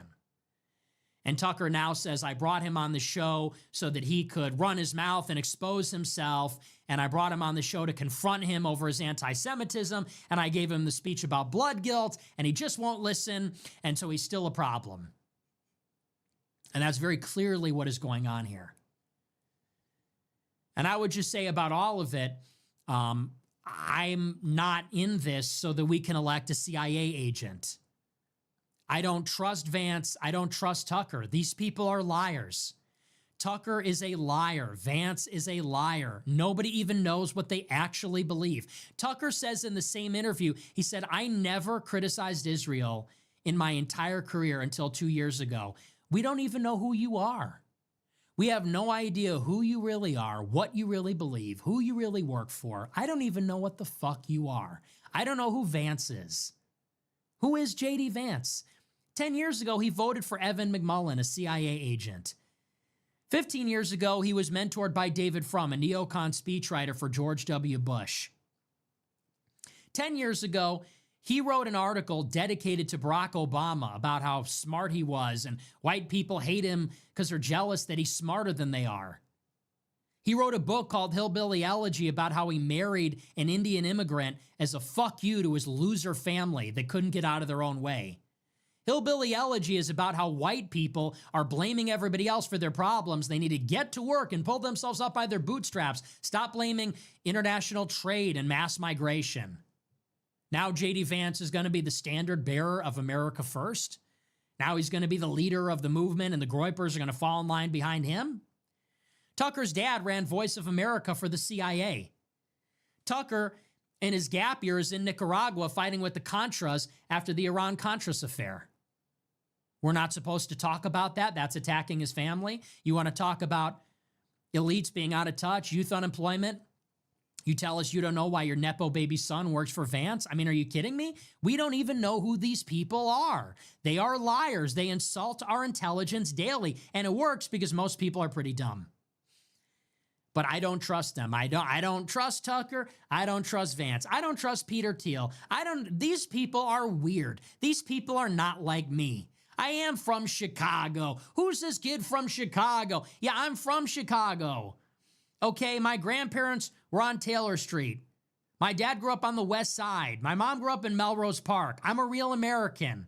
I don't know who you are. I didn't take a gap year in Nicaragua with the Contras. I didn't accompany my dad to fucking Pakistan.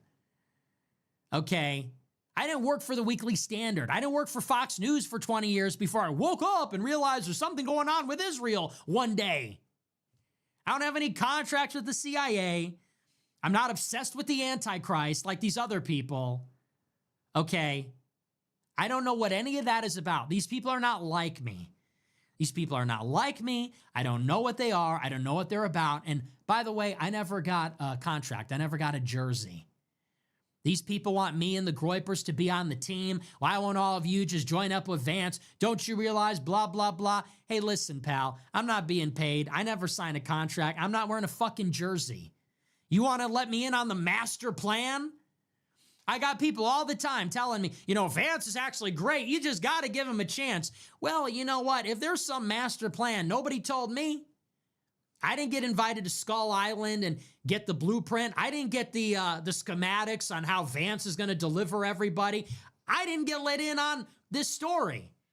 So they're always telling me, Vance is our guy. You just got to trust it. You got to get behind him. You're really becoming a problem for us.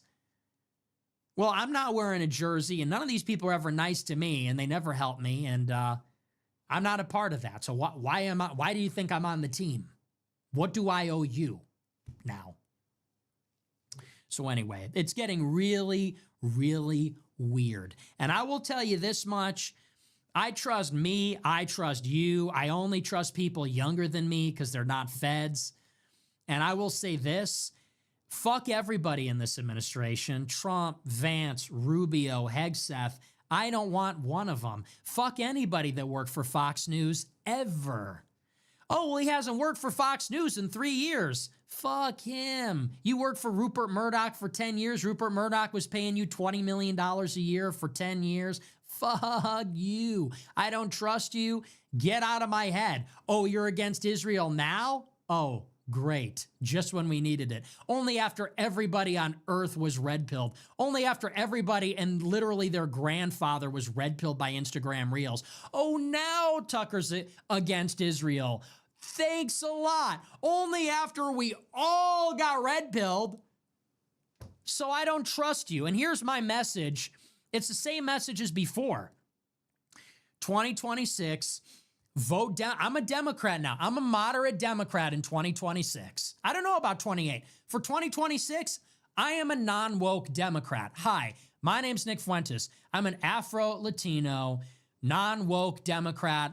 I care about affordability. I care about foreign interventions. I care about the border. I'm a non-woke moderate Democrat. I think the GOP needs to be destroyed. I think the corrupt criminal government of Trump needs to be slowed down. We need to impeach the orange. It's time to put this nigga in a peach. Trump needs to be placed inside of a crystal. He needs to be impeached. This fat orange, tiny hands needs to be impeached. And then in 28, no Vance, no Rubio. We have to burn down the whole party. We need to elect a dark horse who's going to put America first. I'm not listening to anybody else. No Vance, no Rubio, America first. And that is all that matters anymore. That is the only thing that matters. I'm not voting for a Democrat unless it's like me, unless it's a Nick Fuentes Democrat. Unless a Nick Fuentes Democrat wins the nomination, I won't vote for a Democrat. I'm never Vance. I'm never Rubio. I'm an America First guy. So Tucker and all the rest of them, they're going to try to shut me down. They're going to try to get Vance in there in 28. And you got to wisen up and realize we got to take our own side here. None of this nonsense. It disgusts me. It's like you're not even talking to a human being. This guy is like an alien life form. Who even is this person? Who does that? We eat dinner. He invites me out. First of all, so manipulative. The guy is just like, this guy is a fucking cop. Me and Tucker have this feud for years. I do this big show exposing him. He calls me on the phone and he's like, sorry, I got so mad at you. Yeah, my dad is in the CIA. I didn't know. I just got the paperwork after he died and I'm just really upset about it. I'm like, oh, okay. I'm like, well, yeah, like you want to talk about how you tried to ruin my life with the Joe Kent thing? And he's like, no, I don't want to talk about that. I'm like, okay. Then he invites me on the show. We go to dinner. He's very friendly. We have dinner for like 4 hours. He's nothing but friendly, nothing but nice, but he's also like grilling me about stuff. We do the show. You saw the show. It was very friendly. He didn't press me at all. He texts me after the show, hey man, really enjoyed that. So interesting. I'm really glad we did it, blah, blah, blah. And then he goes and is motherfucking me every day since, going on every interview saying, I invited him on my show so that he could run his mouth and expose himself. What a bad person he is because he hates women and he's an anti-Semite. And I tried to do an intervention. I tried to tell him that anti-Semitism was wrong, but it didn't work. I regret the interview. He's a distraction. I fell for... It's like, no, bro, you tried to knock me off. You failed. Clearly, you're a manipulative liar. Clearly, everything you say is a lie and you're a manipulative liar. That phone call was a little trick. The interview was a little trick. You clearly were trying to knock me off. It didn't work. It hurt you and it helped me. Now you're upset about that because it's hurting your boy Vance. Now you want to come out and say, oh, I regret it. I should have never done it. He's just a big distraction. This is politics, guys. That's how politics works. But I guess the takeaway here about that aspect of it is this. People are always telling me, hey, come on, man, Tucker's a good guy. Hey, come on, man, you and Tucker agree on everything. Hey, come on, Tucker said some base things last week. Here's what you need to understand. These people in politics are not like us. They're not real people. They all have an agenda, okay? So when people look at these influencers and they say, hey, come on, he's like a good dude or something, it's like, dude, he's a performer. That's like watching The Office and saying, Dwight's a really nice guy. It's like, dude, that's an actor. That is an actor with a real name and a real address playing a role and reading a script on TV. It's the same thing with Tucker. And so you need to understand, these are not relationships of affinity. Me and Tucker are not going to be buddies because we like each other, because I like the cut of his jib. We get along and we're there for each other. It ain't like that, okay? At the best, it's a competitive media market and it's capitalistic and we're competing for the same audience. At the worst, we are in some kind of spy game. He is involved with the intelligence apparatus. I represent a threat to some kind of weird power thing going on there, and he is trying to neutralize me. Everything he says to me, he's not looking to be my buddy. He's not looking out for me. He's not trying to be my mentor. He doesn't care about my well-being. It's not about affinity, whether we like each other, whether we're going to, bump each other on the elbow and say, hey, come on, pal, let's get a drink. Oh, how about it? It ain't like that. It ain't like that. But people think it is like that. Why don't my favorite e-celebrities get along? It isn't like that. So you need to understand that we are in a war. We are in a war with forces we barely understand. Okay? You see where I come from. You've seen my addresses, okay? Google it. You've seen my address. You see where I live. You see where I grew up, my high school. You know what I'm about. You know I came from the same station as most of you. If anything, you guys are better off than I was. And you need to recognize that we are in this together. We are a team. We are a force. United, let's say, to borrow a phrase from a disastrous conference, we are united against these forces that, like I said, we don't even understand. Buckley's dad is Tucker. Tucker's dad is Dick Carlson. Dick Carlson's parents are whatever. It's generational. These people have been in power for generations. They know how it works. You think Tucker's dad never told him and his brother how the CIA works? Did your dad tell you how the CIA works? Did your dad tell you about his work at the Institute for Strategic Defense or whatever? No.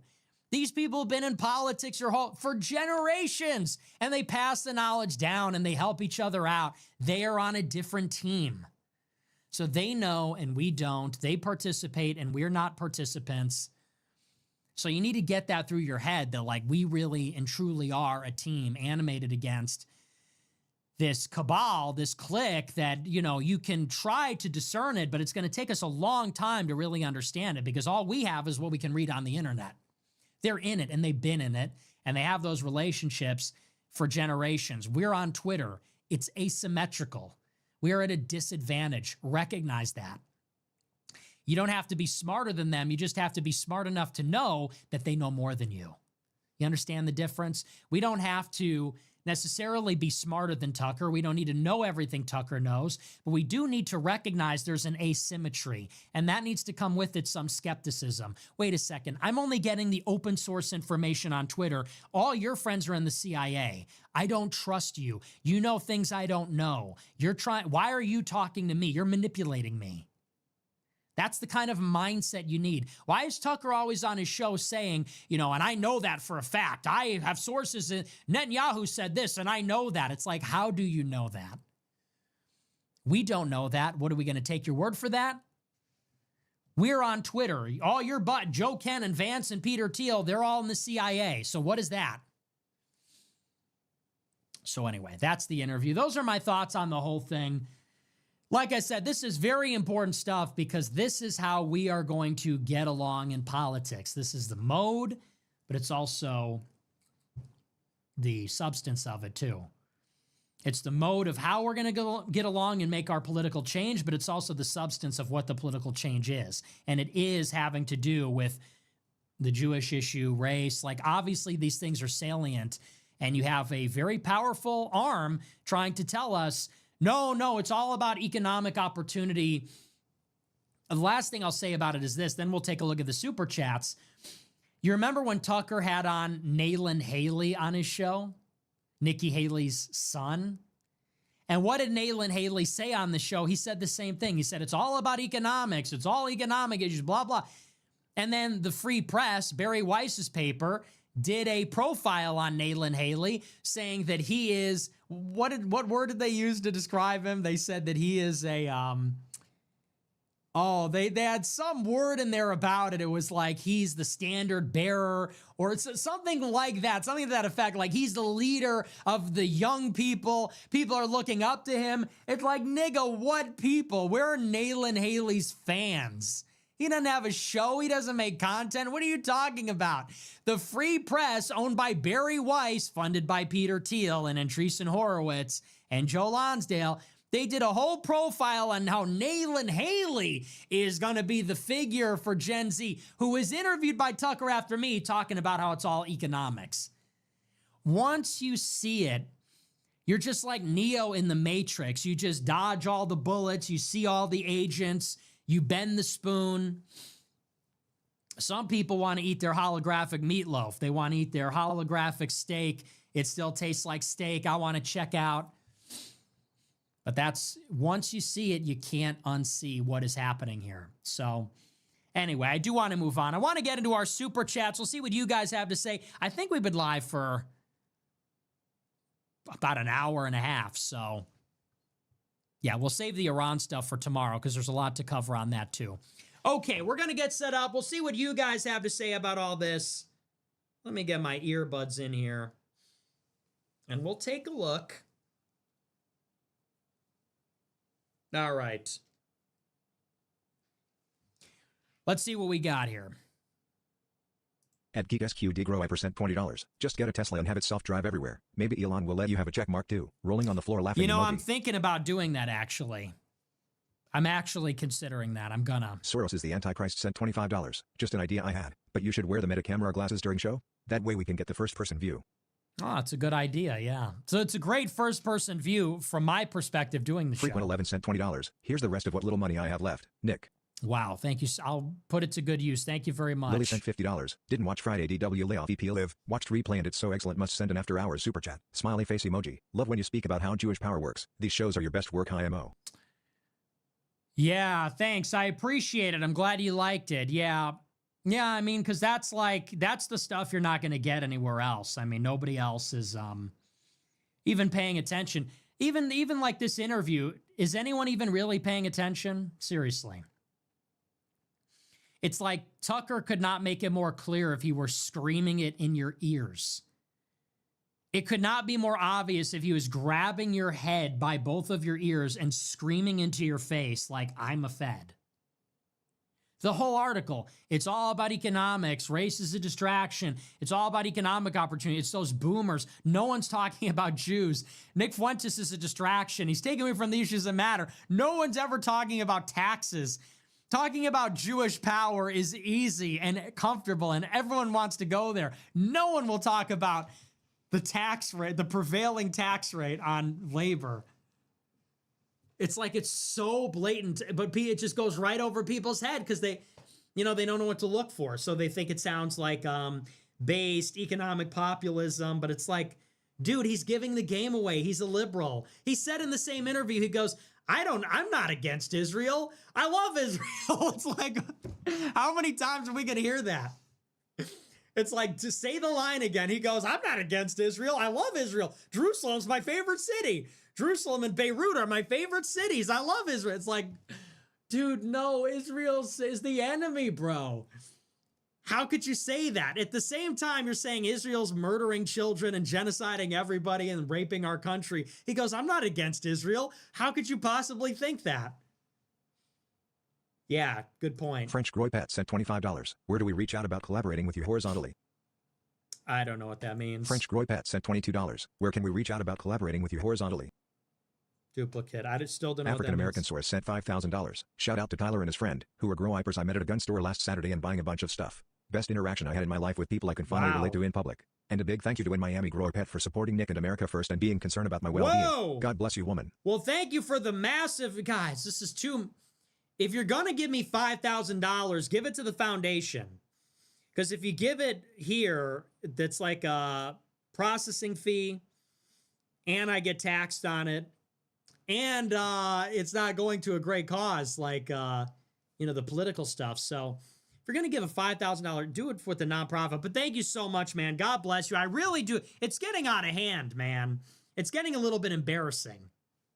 North Miami Groy Bet with like insane super chats, now this, but I'm very appreciative of it. Thank you so much. God bless you, man. 07's for Nigersaurus. I appreciate Jolly it. Green Grow I% $20. Thoughts on Fishback pushing colorblind meritocracy and UCF speech? Let me take, yeah, you know, I saw that. I didn't, that was a couple weeks ago. I didn't love it, but you know what? It's fine. We'll just be a little bit mindful, but yeah, I didn't love that. I'm not going to lie. It's a little sus, but I'm still all in for Fishback. Jackson CA sent $40. No message. Thank you. Mark sent $500. Yo, thank you for the and no message. Wow, you guys are very generous. Thank you for the huge super chat, man. God bless you. Holy, it's just like now the 500, it doesn't even hit as much. I shouldn't say that. It does. It all hits. It all hits from 20 on up. It all means a lot to me. But thank you very much. God bless, buddy. Veiled.angelcake sent $25. That's crazy. Hi, Nick Dissom for liking my edit. I appreciate it. Do you think the Groy Pets could get pink AF merch in the future? XOXO. Maybe pink, maybe not. I don't know. You're welcome. I appreciate the edits. I appreciate the Groy Pets have really been there for me. You know, I've been, you know, despondent, crestfallen, gassed. Feels like one of those showers, the way I'm being gassed to death. It's like a little trick. You know, you think you're taking a shower. It turns out it's poisonous Zyklon gas pouring in, filling the lungs, clawing at those wooden doors. It's awful. It's unbearable at times.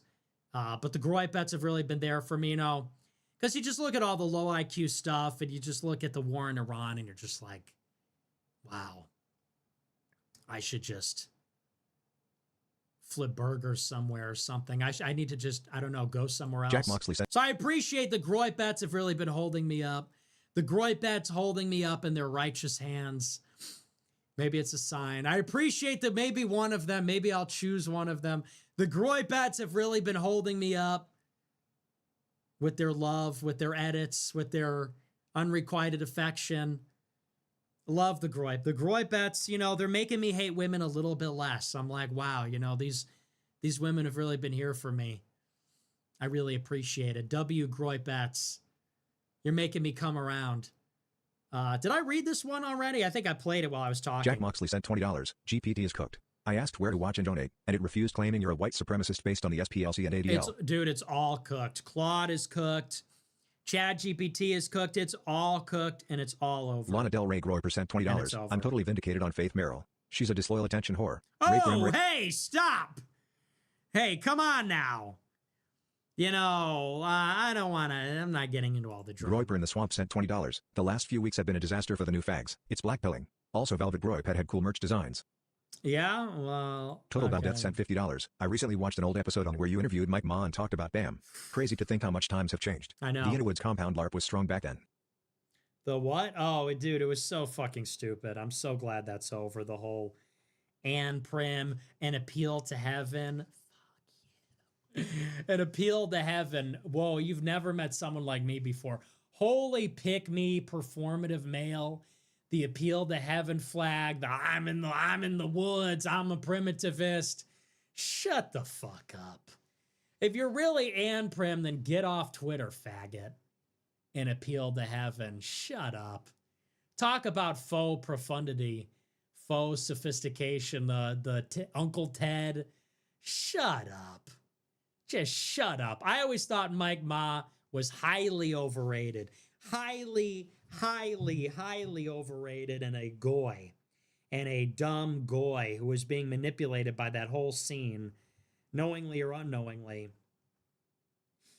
So yeah, the glazing was out of control for that whole crew. Yeah, I'm glad I'm vindicated on that, because my gut always told me, you know, those people weren't funny, those people were pick me, their shit was stupid, they were involved with the Jews too much. And I was right. Bosky89 sent $20. Crazy how they're coming at you. Tucker's neat interview was half about you. Even these articles. They're scared of you.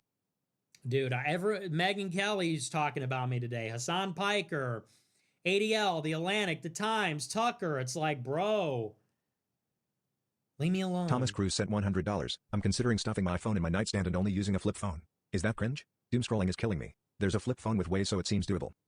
I don't know, bro. Thank you for the big super chat. I'm dealing with the same thing. But honestly, if you weren't on your phone all the time, what would you even be doing? Can anybody answer me that? What even is there to do? People say go touch grass. What actually does that mean? What are we supposed to do all the time? What am I supposed to do? Go eat at a restaurant and then what? Come home? I'm going to get in my car, drive to a restaurant, eat at a restaurant, and then go home. And then what? Go shopping? What am I going to do? Go to the mall? Go park in the parking lot at the mall? Walk around the mall? Look at the products? Buy clothes? And then what? Go home? What is there even really to do? Go to a bar? Go to the club? When? On the weekend? And do what? Drink? Music's too loud? Stand around? I mean, what is there even really to do? People say go travel. They say go to Italy, they say. Go to Japan, they say. And do what? Join all those other people on the other side of the world doing exactly the same thing that you're doing at home? Going out to eat, shopping, looking at the sights, the attractions. And then what? Come home? Like, you know, so honestly, doom scrolling is the new meta. Doom scrolling is actually the best use of your time. People say gaming, doom scrolling. They say you're wasting your life looking at your phone. It's like, well, at least my phone is interesting. What else would I be doing? Going and looking at stuff outside? What else would I be doing? You know? So I'm like, I think I'm becoming pro doom scrolling. I'm becoming pro gaming. People say I have to get off my phone to what? Simulate boredom? By the way, does anybody even remember what it was like before smartphones? You were just bored all the time. You know what it was like before smartphones? You would go to the doctor's office and you would just have to sit there and wait for like an hour. Your doctor would keep you waiting for like 2 hours and you would just have to sit there like this. Am I wrong? The new heads don't know what it's like. New gen, I remember the last days before smartphones, before even really like cell phones for that matter. And you would go to the doctor's office, they'd be way behind, and you might be waiting there for an hour, sometimes 2 hours, it happens, and you would be sitting in the waiting room, and you would literally just be like this, maybe read a magazine, that's it. And that's what people did. When you went on a road trip somewhere far, you would just like count the red cars or something. You would just have to look out the window like this. You know, like there was nothing to do. So it's like, I don't know. It's kind of the best thing ever that we all have phones now. I kind of go back and forth on that. Let me cook here. I'm cooking up a hot take. Let me cook. But it's just kind of true. In the old days, you were just sitting around waiting all the time. Wait for the bus. Wait in the car. Wait in the waiting room.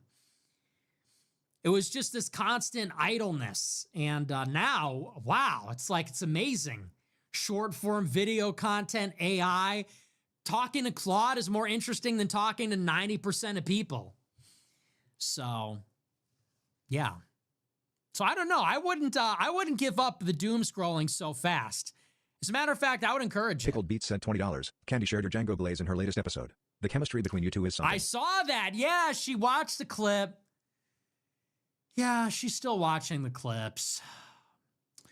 Old Candace Owens. Ah, yes. So there's a chance. She's watching the clips. She watched a clip on her show. She was smiling. She was cheesing. She thought it was funny. I just got to try not to fuck it up this time. I just got to try not to totally blow it again. I got to be cool. Can't be too aggressive, you know, but hey, maybe slowly but surely. You know, she's liking some of the tweets. She watched a clip on the show. Maybe she's coming around. You know, life is so short. Life is so short. And, you know, when somebody like me and Candace are meant to be together, oceans oceans and distance and animosity and like weird ambush interviews and misunderstandings.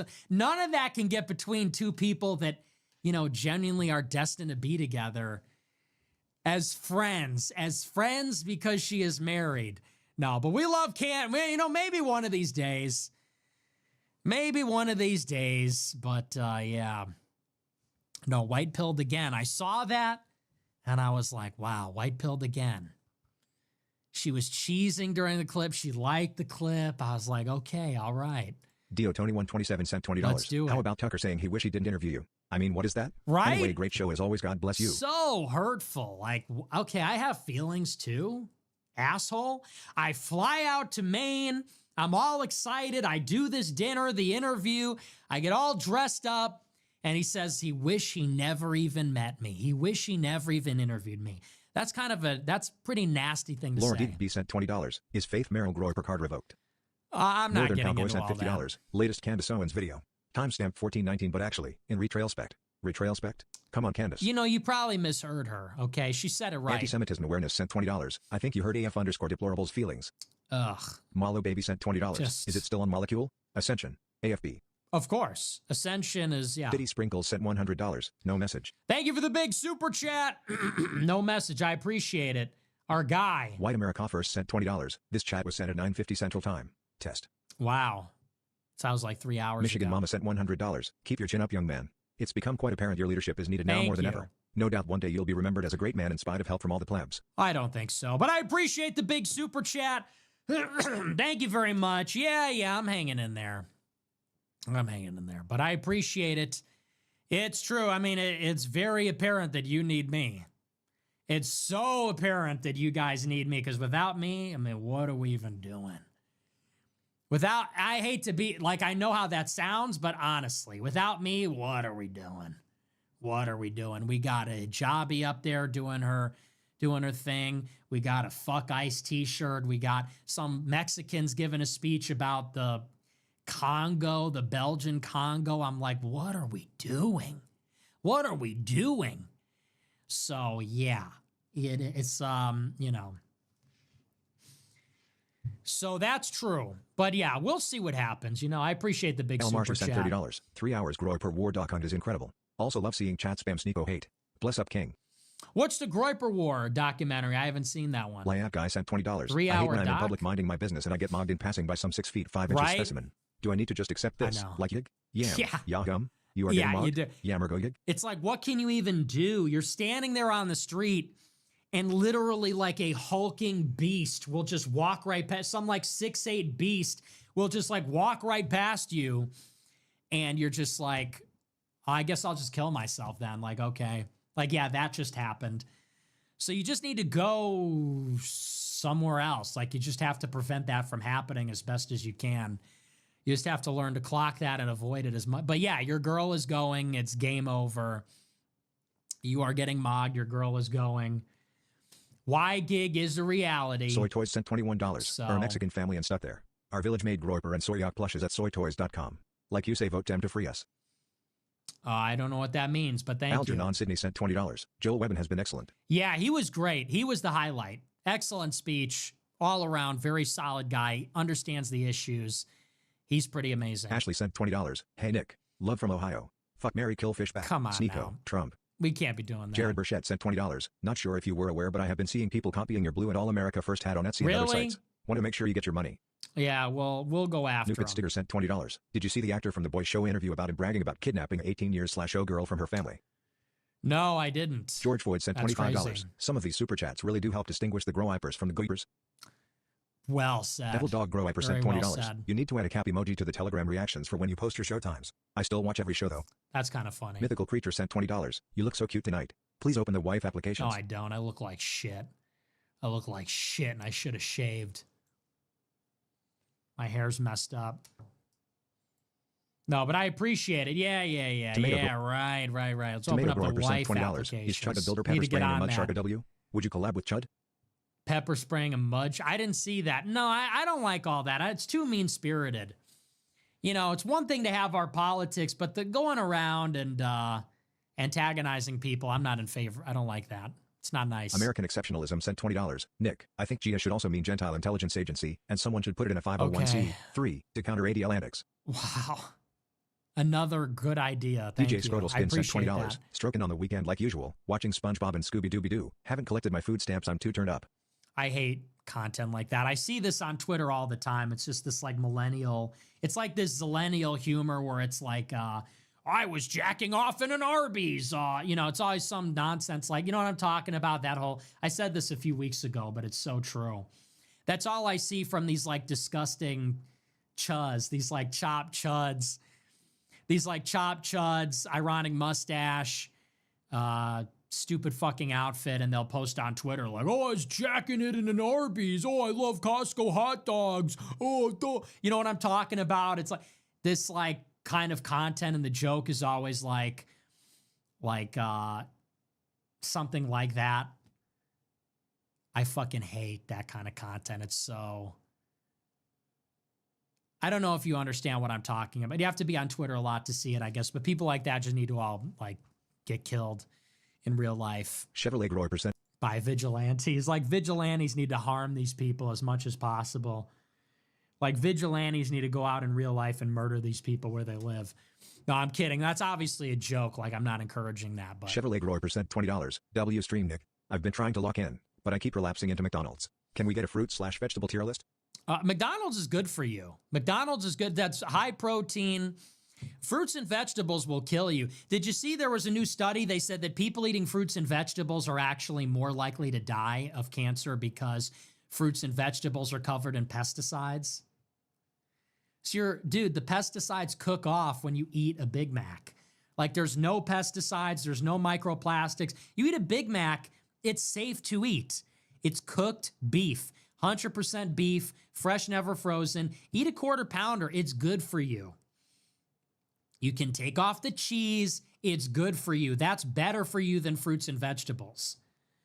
So people say, well, I get it from the farmer's market. It's like, dude, that does not matter. Okay.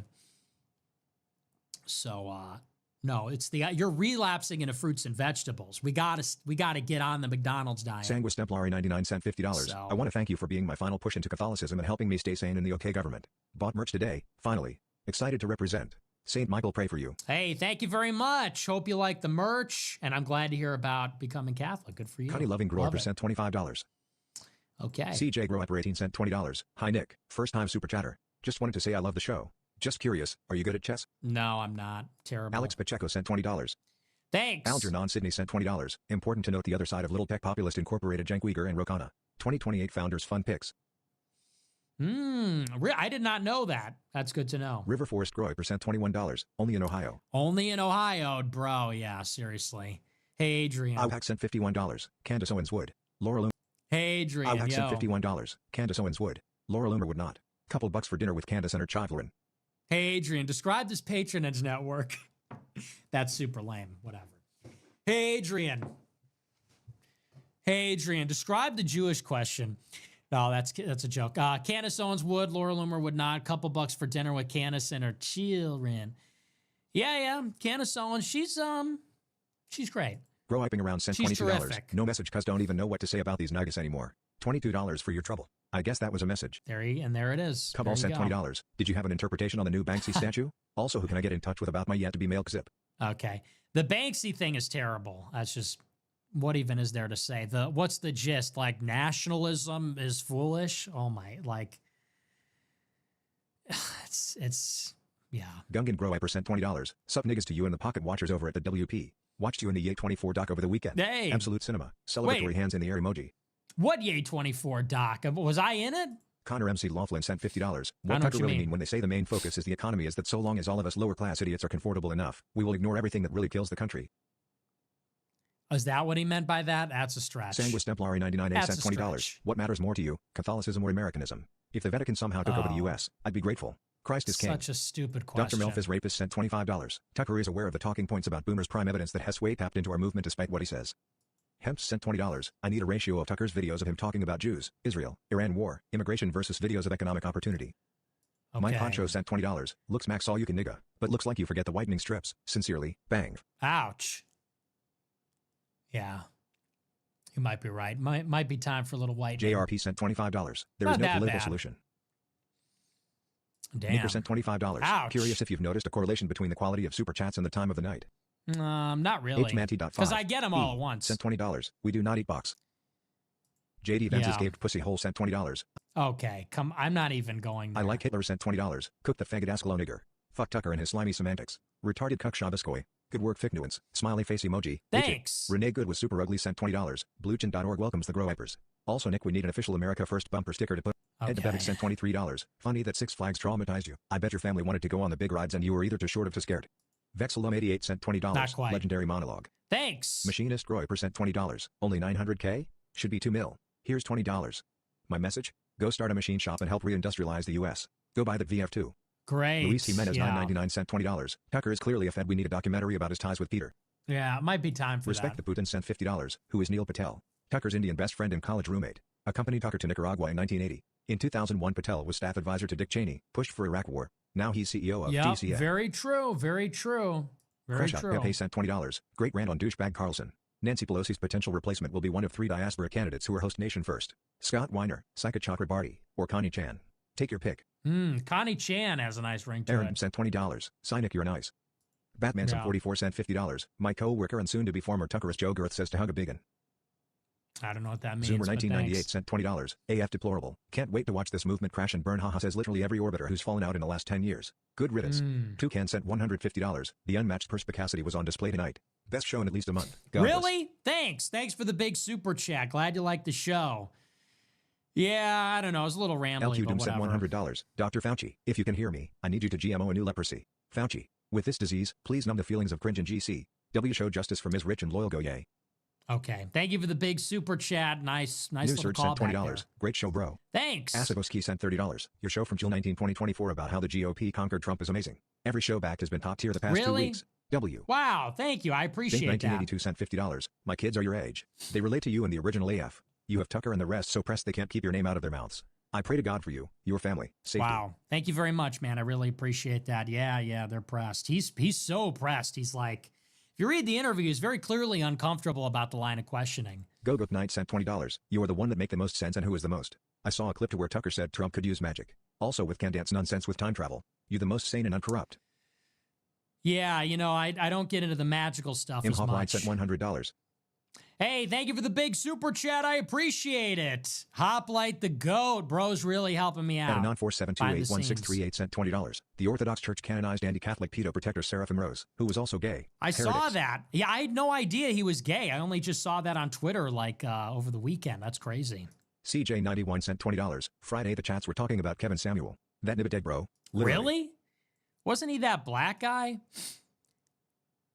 He died? Damn, that sucks. He was funny. I had no idea that he died. Yep. I thought he was alive Died quite recently. a few years ago. Why do I remember that? Wow, that's terrible. That was a minute Damn, ago. rip. Waffle sent $20. Glad you said super chats $20 and up are appreciated. Some vile monsters think $19.99 is enough. Boshly a child donation. Right? Taylor In this Maniac sent economy? $20. He EAY friends. I regret to say I've been let go from the Grow Wipers and I am looking for a new Nat socialist job. Okay, all right. Well, that's our last super chat. That was a good one. That was a good note to end on. Okay, that's our last super chat. That's going to do it for me. As always, remember to smash the follow button, smash the like button, leave a comment. Let me know what you think about the show. I'm on the air Monday through Friday. As always, thank you to our top super chatters. Huge special thanks. And all right, fellas. Hope y'all enjoyed the show. That's it for me too. Yeah, I just was having a tough time keeping my eyes on the screen, so I just got my camera off. But yeah, I hope y'all enjoyed the show. Appreciate the super chat. What is it? 1974. White Anglo-Saxon. Appreciate you watching. I will see you guys in the next one. Peace.